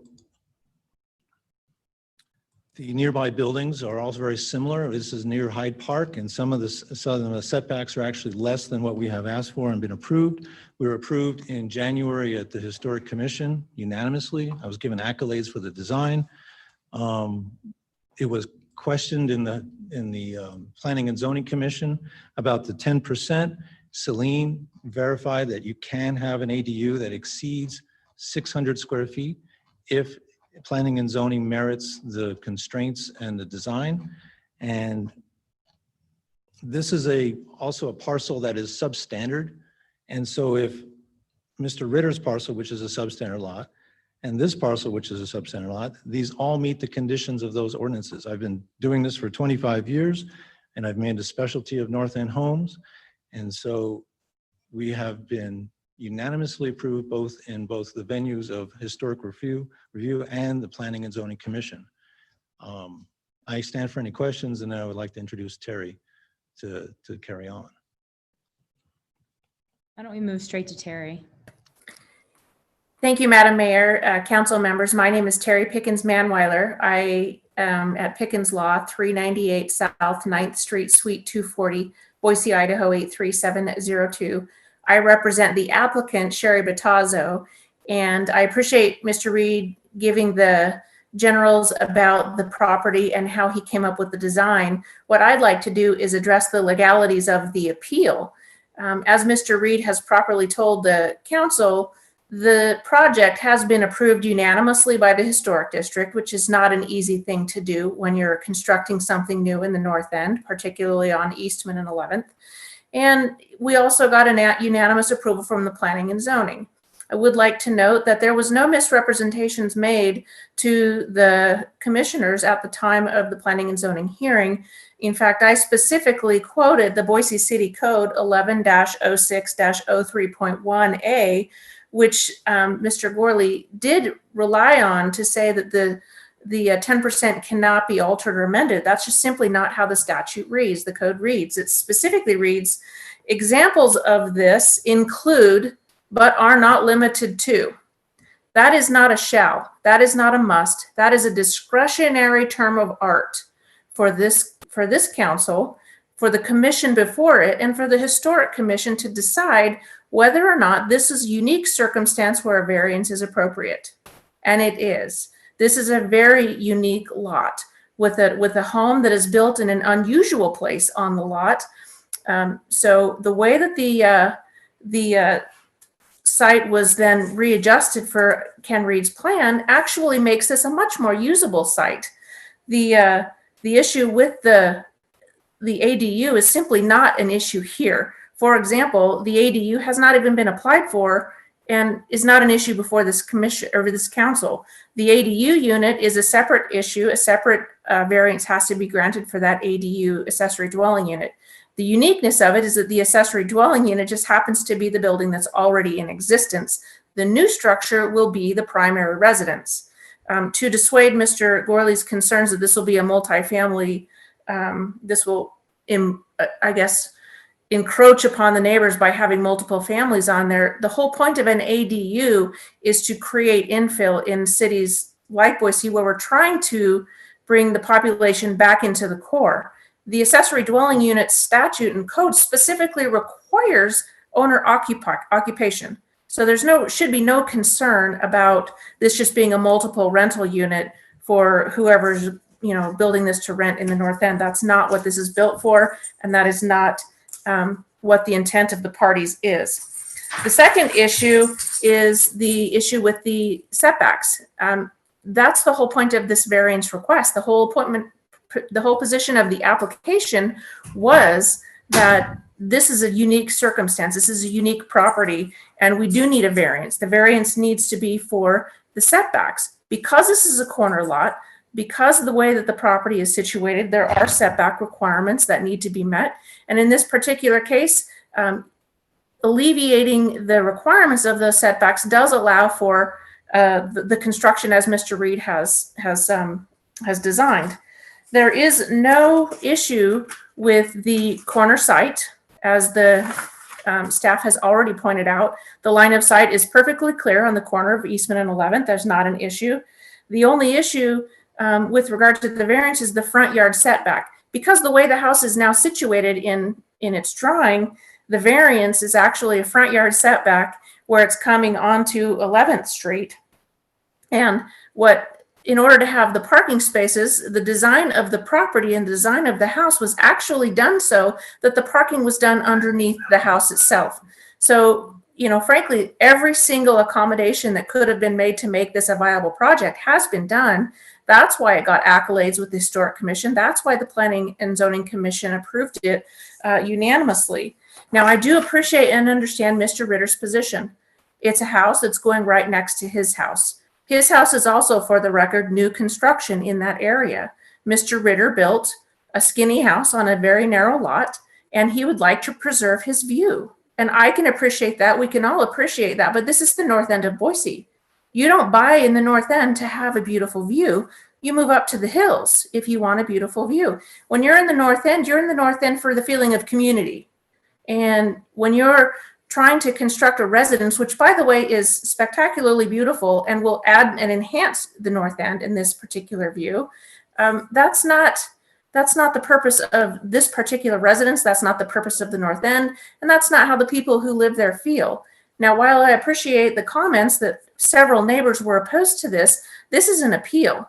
What is in the record is what's before the council. There are not supposed to be a whole bunch of people testifying about how they feel about this property. This is an appeal from Mr. Ritter trying to establish that there has been some abuse of discretion, some misinterpretation of code, some violation by the commission in approving this project. And quite frankly, as I put forth in my memorandum, that has simply not been the case.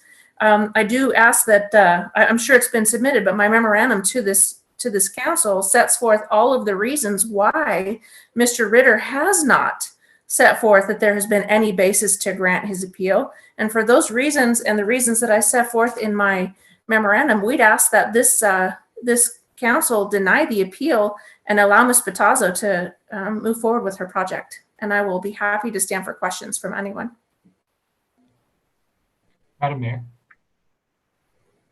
Did I hear Councilmember Bajent? Yes, I have just a couple of questions because I think I understand the disagreement among the two parties here about the code. It's a question for the applicant's counsel. It's about 1106.031A, which is what you'd cited. You're right. It provides the fourth sentence provides a list of examples, and that's not limiting. But the sentence right before it says, where practical, the 10% size standard may be altered to accommodate one of two things: logical expansions or internal conversions. Then it says examples of this include but are not limited to, et cetera, et cetera. My concern is that when you go for the ADU permit or the ADU application process, someone is going to read this and say, look, you can't deviate from this size unless it's to accommodate a logical expansion, which this is not, or an internal conversion, which this is not. In other words, the discretion in the sentence that begins with the words examples only applies to logical expansions or internal conversions. So when you're in that situation, and the ADU is potentially not permitted, I'm not saying that's going to happen. I don't think that decision is really even in front of us. What is the applicant going to do with the property? Are you asking me what they're going to do with the property if the ADU is denied? Correct. Well, it's back to square one. In what sense? That the owner just owns both and Well, there is no both. Yeah, there is no both. The ADU application would be done simultaneously to any request for building permit. If the ADU is not approved, then it doesn't make any fiscal sense to go forward with the construction of the residence because one of them would be outside of compliance with the code. What I would submit to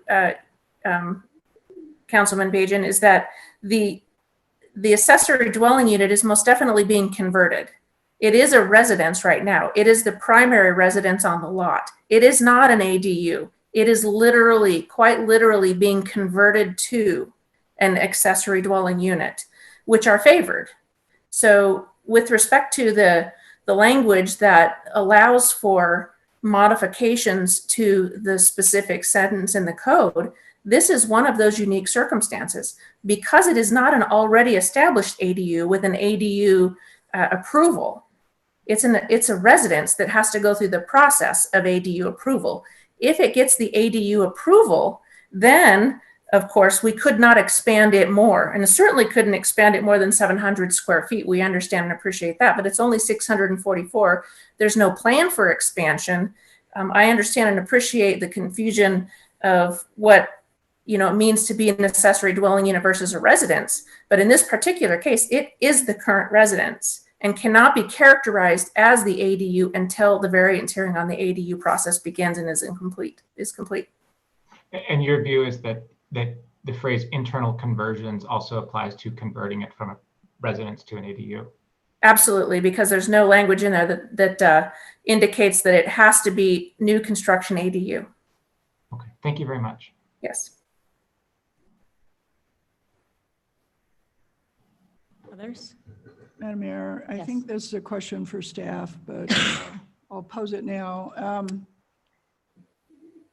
The 5-foot setback and the 15-foot setback variances on the south and the facing 11th Street are consistent with many other setbacks in the general neighborhood. I don't see any specific examples really nearby here. Did staff look at that? I mean, for instance, I know of some on Resview in this same block phase, about 4 blocks south, but I don't know. The character of the north end does undulate somewhat, but where those character pieces exist, they tend to congregate. And I just wondered if you looked at where those other examples existed near this.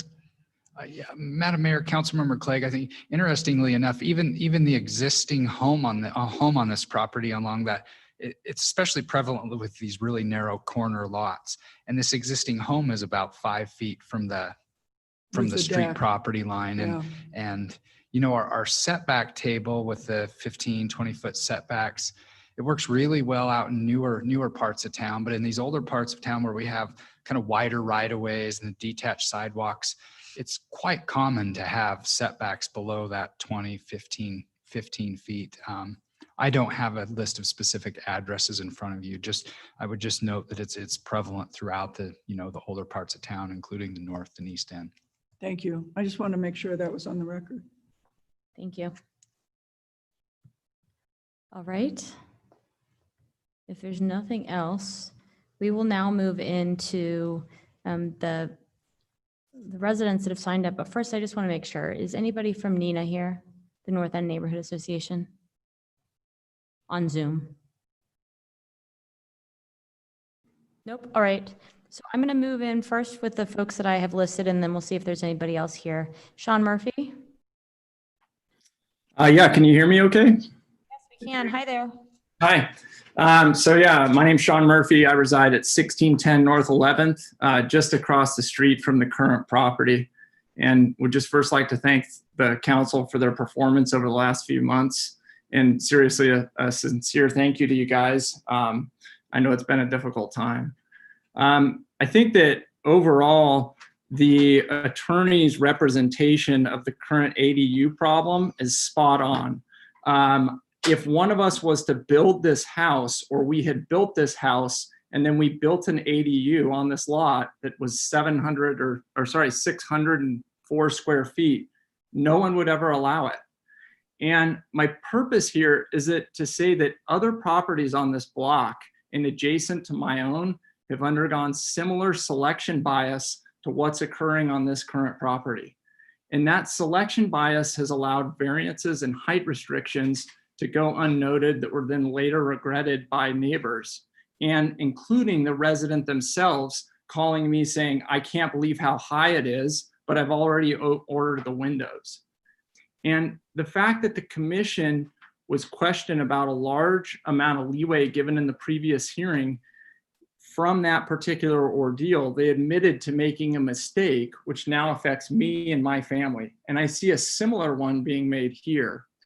And so I think that when granting a variance, the zoning committee should serve as a fail-safe or a backup to the historic preservation board in this case. It shouldn't be assumed that because they said it's okay, we should too. I would argue strongly for the council members to keep these committees as separated and as independent as possible to create this internal fail-safe. Specifically, in this case, no one, not me, not any other neighbor, objected to this. And the reason being is that I didn't think it would ever pass, nor did I think the house next door to me would pass. And if you drive by it, you'll know which one it is. The ADU conversion has already been spelled out. I don't want to spell that out anymore. The current house is not 5 feet from the curb. I measured it today.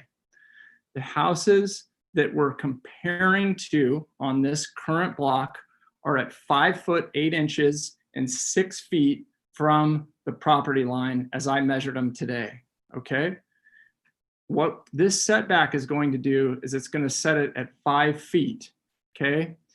Those properties, okay, those properties that we're comparing to have a single story. The roof peak at the front of the closest adjoining comparative property at the aforementioned setback is 170 inches. The roof peak of the proposed construction is 318 inches. That's 12.3 feet taller, okay? 12.3 feet taller at a 5 foot setback. It's huge. I feel like overall, you guys, there has been this serious problem with regards to. Mr. Murphy? Oh yeah, sorry, go ahead. Time is up. Okay, part of it was I had to read. Because we don't have a timer that people can see when calling in. Sorry about that. Okay. Thanks for joining us. All right, next up we have Steve Hardy.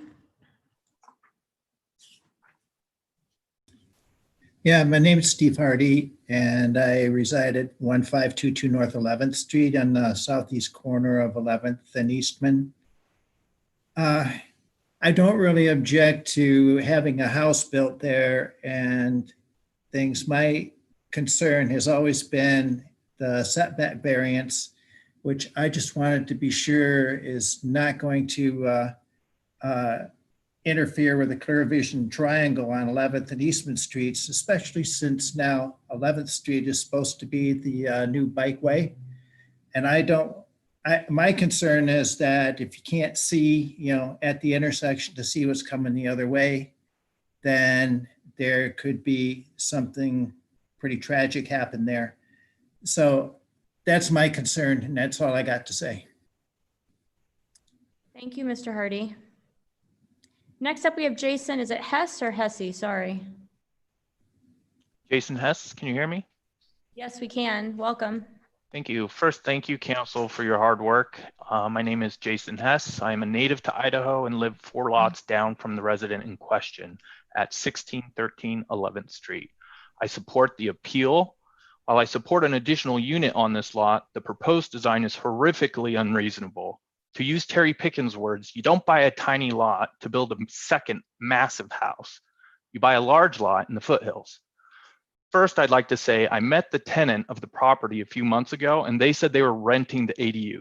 This automatically disqualifies the owner due to the ongoing owner occupancy code requirement 110603-1A7. Nevertheless, I request the council overturn the commission's May 20th decision because of the following 6 errors in the document for today's agenda from the planning team. First, Madam Clegg, per your question to the commission says this building complements the development patterns and follows similar setbacks, but I can't find a single 2.5 story home with its primary structure wall this close to the sidewalk. There's no precedence for it. I spent 5 years in Boston and I'm used to 3-story homes 5 feet off of the sidewalk, but this is not the normal for the North End. And if it is, the codes should be changed so everyone has the same opportunity to such lucrative building projects. The second error for the ADU size was already discussed. The third, all the drawings for this case still say the lot is 32 feet wide, but the plot map and even the planning team say the lot is 30 feet wide. The documentation presented is an error. All the architectural drawings under this case file still indicate a 22-foot wide structure, which wouldn't even fit even with these massive setbacks. So it's not until the foundation is poured that us, the neighbors, can go measure it to prove to the commission that they're wrong. Regardless of these conflicting drawings, the main exceptional circumstances for this case is a thin house. However, a 10-foot reduction on the side setback is unreasonable and would result in a dwelling wider than 50% of the homes on the same side of the block. A 5-foot reduction is much more reasonable.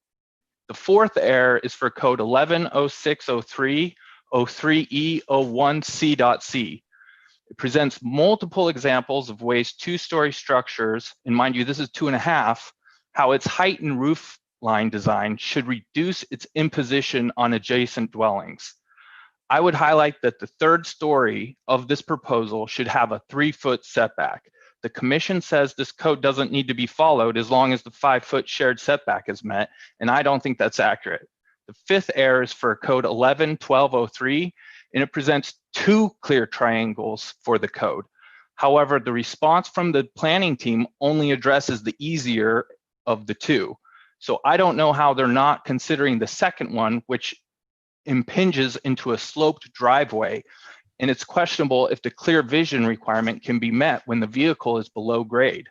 The sixth item is for the planning team stating that there are no smaller lots, but the lot at the opposite end of the alley is smaller. This is a monster house. It's forced into a very tiny lot. If the owner requested a variance for a single parking space, the third story could be removed and still allow for a 1,200 square foot residence.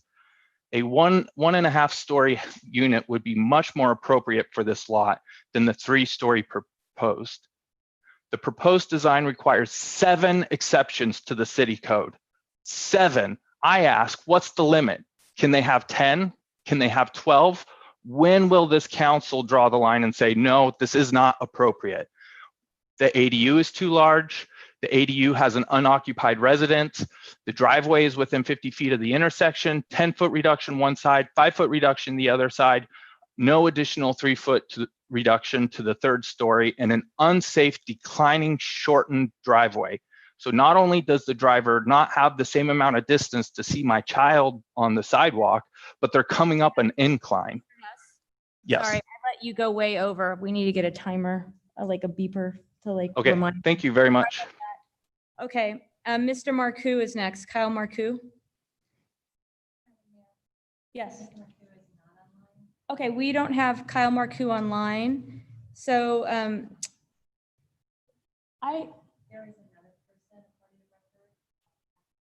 okay, sure. I want to check, is Michael Toulson on the line?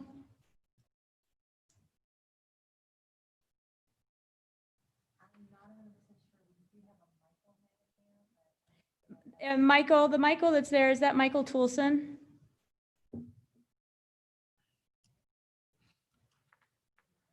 He didn't raise his hand. All right. I just wanted to clear up that we had somebody sign up early, but Mr. Toulson was not a party of record. So I just wanted to check in before we went to Patrick Spoots. Welcome, Patrick. Thank you so much. It's nice to be here. I want to speak in support of this project and the associated variances. I live at 912 West Brumbach in Boise, and I think this is a really nice project. It's a wonderful part of town. I walk by this lot often and always thought it was a little bit odd that there was a small home on the back half and the front half was empty. I think it is delightful that they found a way to propose a new unit on the front half that is consistent with the requirements and recommendations of the historical preservation group. And I think it's great that hopefully another family will get to live in this part of town in a manner consistent with the neighborhood character. I would like the council to approve this project as stated. Thank you. Thank you. Are there others? Madam Mayor, there is no one else online. All right, there's nobody else on the line. So now, for rebuttal, is it the applicant and then the appellant? I think so, right? Last, right? Yeah, okay. All right, great. So first off, before we go into rebuttals, any questions for staff? Madam Mayor. Go ahead. Yeah, this is Jimmy. Question, I guess, for Cody. So we've heard from the appellant, we've heard from the applicant. You said something earlier about the ADU code and how it was designed to give wiggle room in cases like these. And I guess I'm just wondering if you could expand on that and explain that to me a little bit more so that I've got some clarity on how that lines up with what the applicant and the appellant brought up. Madam Mayor, Councilmember Halliburton, I guess first of all, I was 99.9% certain of how I looked at this in my mind. And then listening to Councilmember Bajent and the other council speak, then now I'm confused. No, honestly, the way we would typically look at this, we really emphasize the including, but not limited to language. And then it referenced the ability to have an internal conversion. And so in this case, in my mind, the internal conversion of that existing unit would fall within that discretion. I would note also that if that decision is upheld this evening, the applicant would still have to file for that accessory dwelling unit. And with that, if it was approved administratively, that decision can be appealed. It's really, the debate on the accessory dwelling unit and the 700 square feet really isn't before council this evening. Yeah, and Madam Mayor, just a follow up. So Cody, when you say an internal conversion to an ADU, really there isn't anything that has to be done to make it an ADU. Like it could be an ADU the way that it is right now with a washer and a dryer and a kitchen. Like the internal conversion is potentially a remodel that they might be doing to make it nicer, but it could, as is right now, if it fit into the right criteria, be an ADU without any internal conversion. Does that make sense? Am I understanding that correctly? Madam Mayor, Councilmember Halliburton, yeah, I think that's a fair assessment. Once there's an additional home constructed on the property, one of them needs to meet that 700 square foot 2-bedroom criteria. So at that point, yes, it would be an ADU, effectively without any work. Gotcha. Yeah, thank you, Cody. I appreciate that. I think my confusion around the internal conversion is, what actually has to be done or not be done to make it an ADU. And it doesn't necessarily seem like anything necessarily has to be done. Like it could be one right now if it fit the rest of the criteria with no changes to the inside.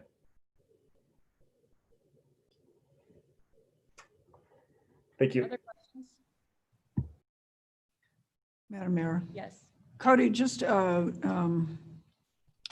couple of logistical questions. So if we were to deny the appeal tonight and uphold the decisions of the Historic Preservation Commission and the Planning and Zoning Commission, the applicant, in order to move toward building permits on this lot, would first have to get the ADU approved, or concurrently get the ADU approved and prove that this lot is actually the size that it is and that the building will fit in the way that's been approved in terms of setbacks. In other words, if the lot is 30 feet wide instead of 32, they'd be forced to adjust the building and meet the setbacks. Is that correct? Madam Mayor, Councilmember Clegg, that's correct. Okay, and no building permit would be issued before that happened and before the ADU was approved? That is correct. Thank you.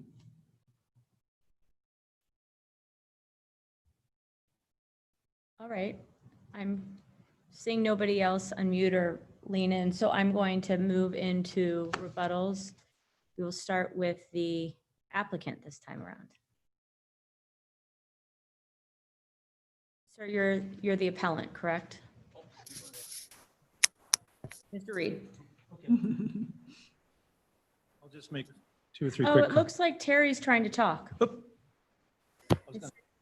Terry is talking. Sorry, I was actually going to defer to Mr. Reed because he did all the design plans, and the issues that came up were more with the setbacks, the requirements, the 30 feet versus the 32, which did come up in the commissioners meeting. Mr. Reed did say that there would be an adjustment made, and Cody staff accurately put forth that we would not be issued any building permits until these issues were resolved. So with that, I would let Ken address the other issues that came up with regard to the design and setbacks. Great, thanks. Thank you again. Yes, we had no survey at the time of the application. The DRH number is actually in 2019. So we've been at this for a little bit now. And so we actually have a survey, and I do have to adjust the width of the building so that it'll accommodate the 5-foot setback if we're given our approvals tonight. There was one person who said that we should have only 1 car space. Planning and zoning, I think Cody will attest that you can't really have a house in an ADU with only 1 parking space. So I had to come up with this tandem design that it is partially sunken. It meets requirements, it meets setbacks. The design of the building basically has a unique character to it. It is different. Sherry's very delighted with it. And it has, how would I describe? Basically, bay windows at the facade walls, but then the design of the roofs taper back. So the massing is a little unique. It sort of brings up something of an urban environment. And again, it didn't have any issue with the massing for the neighborhood in the historic district. And then as far as other, if Cody is able to bring up a map of the area, you'll see that the Mennonite church, a number of actual houses that were garages. This property was a very small little 1-bedroom workman's cottage for a number of years. And so and then we're 2 blocks away from Hyde Park. So the density is increased in this part of our town, city. So we have a number of examples, if you're able to zoom in, Cody, that are across the street, like the Mennonite church. There's a number of homes that are basically right on the sidewalk. There's a number of homes that were garages on the alley that were garages and then turned into homes. So I didn't really want to take up any more time and let Terry speak to any other issues she needs to in her rebuttal. But I'm happy to stand for any questions. Madam Mayor. Go ahead. I guess the one question I have on the design, it looks like there's a chimney on the north side. Does that impinge on the setback, or is the edge of that chimney on the setback? That chimney is above grade and it does extend about a foot into the setback. And as far as planning and zoning code, you're allowed to have a 2-foot wide or 2-foot extension, 8-foot wide into a setback for a chimney. Okay. This is nowhere near that size, but there is a chimney that extends a foot or so into that area. Again, I just want to make sure we had that on the record. Thank you. Absolutely. Thank you. Thank you. All right, Mr. Gorley.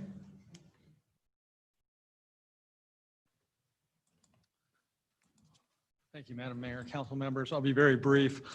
Just respectfully assert that what we're dealing with here is an interpretation of the Boise City Code, the ordinance. There's been argument that the phrase internal conversion somehow relates to conversion to an ADU. I would respectfully assert that I don't think that is a proper interpretation.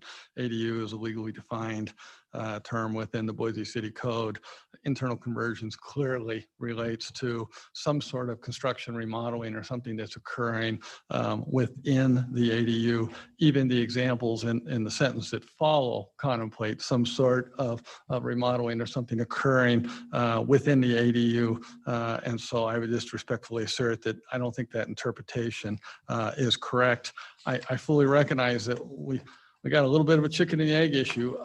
And to me, I just don't understand how the Planning and Zoning Commission or this council can properly evaluate whether a variance should be granted in accordance with the application if it hasn't determined whether we have a legally existing ADU or not. Because if the existing building doesn't qualify as an ADU, my instinct would be neither Planning and Zoning Commission or this council would be approving a variance that's not needed. And so the ADU issue is relevant to the determination. Thank you very much. Thank you. All right. Any further questions for staff before I close the public hearing? All right, I'm going to close the public hearing. Madam Mayor. Yes. I'm going to put a motion on the table and hopefully get a second and I'll have some discussion. I would move that we deny the appeal of CVA 20-9 at 1110 West Eastman Street and approve the Planning and Zoning Commission's uphold the Planning and Zoning Commission's approval of a variance to encroach into the front and street side setbacks for a new single-family home in an R1CH zone. Second. We have a motion and a second. Thank you, Madam Mayor. So I think the appellant actually sort of summarized my thinking pretty well. If a new building were to be built on this lot, it would most likely need these kinds of variances to be able to be built successfully, given the size of the lot and the way that it is laid out. And so given that, the question will be whether or not an ADU can be approved. That's not before us tonight. I suspect we'll hear this again when that comes before whoever it comes before and finally to us. But without upholding the decision on the variances tonight, we could never get to a point where we could have that discussion and that decision. In terms of the other issues that have been brought up tonight, I think the vision triangle is not an issue. I do believe that getting in and out of this garage may be a bit of an issue. I suspect, knowing the north end, that people who use it will be quite careful about that. Everyone I know who has this kind of a situation is. In terms of being consistent with the rest of the neighborhood, I asked that question because, well, there is a situation very much like this quite near my own house, quite on Rescue and 10th. Many of those side streets in the north end end up having reduced setbacks. And in the time we've been sitting here hearing testimony about this, I've counted almost a dozen within 2 blocks of this particular site on side streets. And so I do think it's a prevalent condition very near here. I think that really does support the fact that this kind of variance is needed in order to make the kind of accommodations that we've wanted to have in this area of town. And so for those reasons, I believe that it's appropriate to deny the appeal and uphold this decision. Madam Mayor, Yes, go ahead. my thinking is pretty in line with the council president's. First ticking through the things that are not a basis to grant the appeal. Public safety, I think that the vision triangle evidence in the record is sufficient to support the Planning and Zoning Commission's opinion. Negative impacts to the appellant's property, again, not arbitrary and capricious and not lacking in substantial evidence in the Planning and Zoning Commission's decision. So that's not a basis to reverse. The size of the lot is an inherent hardship, or at least the Planning and Zoning Commission wasn't arbitrary and capricious or absent substantial evidence to decide that. The tricky thing is the ADU. The appellant is right that it's odd to grant a variance until you've approved the ADU, but you can't have an ADU until you build a second property. I don't know if it's a chicken and egg thing or if it's just the nature of the bureaucratic process. I'm not sure we need to talk about it very much because the permissibility of the ADU under the code just is not in front of us. Sounds like it might be soon, but it's not now. The concern that I have, and I'll flag now so that perhaps it can get addressed and sorted when the ADU issue is coming up, is that I don't, as I read our code, I don't think that this original property could qualify as an ADU under the existing code. And we'll see what kind of record gets built and we'll see what kind of evidence there is and make the decision then. But the code should not be larger than 10% of the lot or 700 square feet, whichever is smaller. This doesn't qualify for that. Then it says, where practical, these standards may be altered, but they can only be altered to accommodate 2 things: logical expansions of the property, which this isn't, or internal conversions. So we heard an argument that this is an internal conversion, but I don't think it is because it provides a list of non-exclusive examples. And the one that points to internal conversions is converting a basement into an ADU, separating it out, something like that. There's nothing being internally converted about this property. You're not sectioning off a piece of the existing dwelling into an ADU. The best, closest thing is it's a wholesale conversion. You're going to convert the entire existing structure into an ADU. This provision of the code doesn't contemplate that. So I think the applicant has a problem coming their way when they apply for the ADU. And my response to that, incidentally, is not, beware, this should be denied. My response to that is that this may be a portion of our code that's broken and that we need to just tidy up this issue so that we don't have these kinds of questions. So I support the council president's motion because the only questionable issue here is the ADU issue, which is not one that's before us. And everything else that was raised I believe the Planning and Zoning Commission's decision was supported by substantial evidence, not legally erroneous, and not arbitrary or capricious. Madam Mayor. This is Jimmy. I don't know if you Turn off my mic. Go ahead. I appreciate Elaine being able to kind of help separate these two different issues, and Councilmember Bajan's explanation, because the ADU is like absolutely the one spot where I'm hung up, but I'm also not sure that that's actually what we're hearing today. We're talking about the variance for the house itself, and so I do think that there maybe is an issue with the interpretation of that code, and that it could be interpreted in multiple different ways. And that does seem like something that certainly needs to have some clarity put into it, so that we don't run into this issue potentially on this exact same piece of property. But I appreciate the motion. I'll be voting in favor as well. Oh, Madam Mayor. Oh, yes. I'm sorry, one quick thing I meant to add to my comments. In the event that this doesn't qualify as an ADU, is there some way that we can time limit these variances so that this variance is not sitting out there attached to this property in perpetuity when we've already determined that an ADU is not permissible? And I just wanted to throw out somehow making the variance contingent upon the approval of the ADU, so that we don't end up with this untidy piece of land use in this property. Yes, please do. Madam Mayor. For 2 years. Wait, I heard Holly say something. Can you guys not hear Cody? No, I couldn't hear Cody, but now I can. Okay. I'm sorry, Madam Mayor, council members.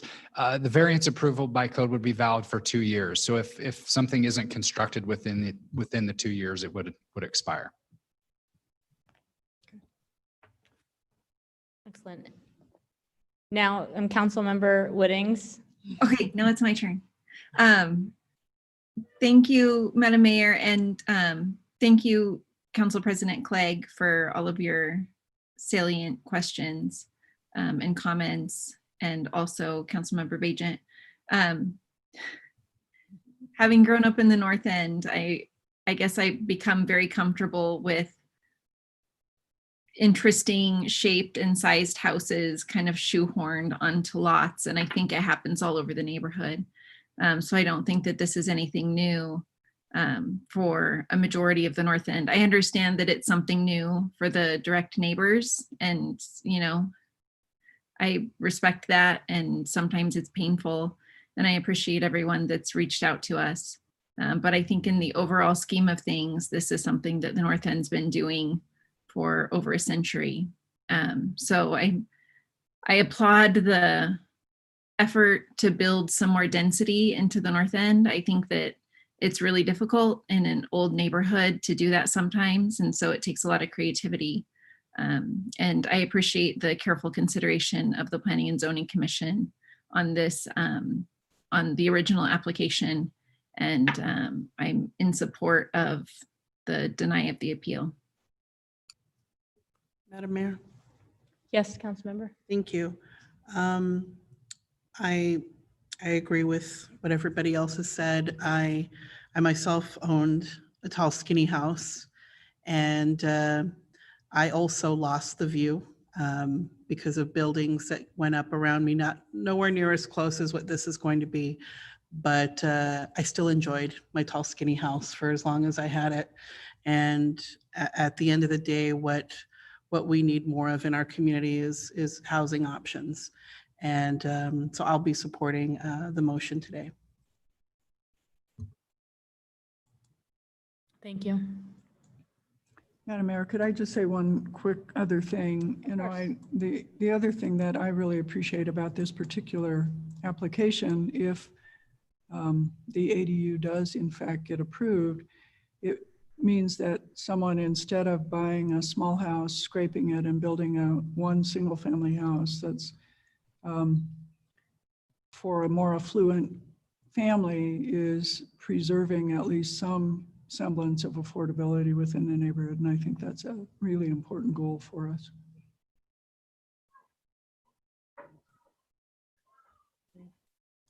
All right, with that, I'm going to ask the clerk to call the roll. Woodings, Yes. Agent, Yes. Egg, Yes. Halliburton, Yes. Sanchez. Yes. All in favor, motion carries. Thank you. If there's nothing else to come before the council, Madam Mayor, I move we adjourn. Second.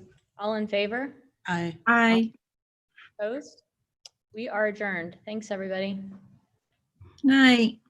Good night.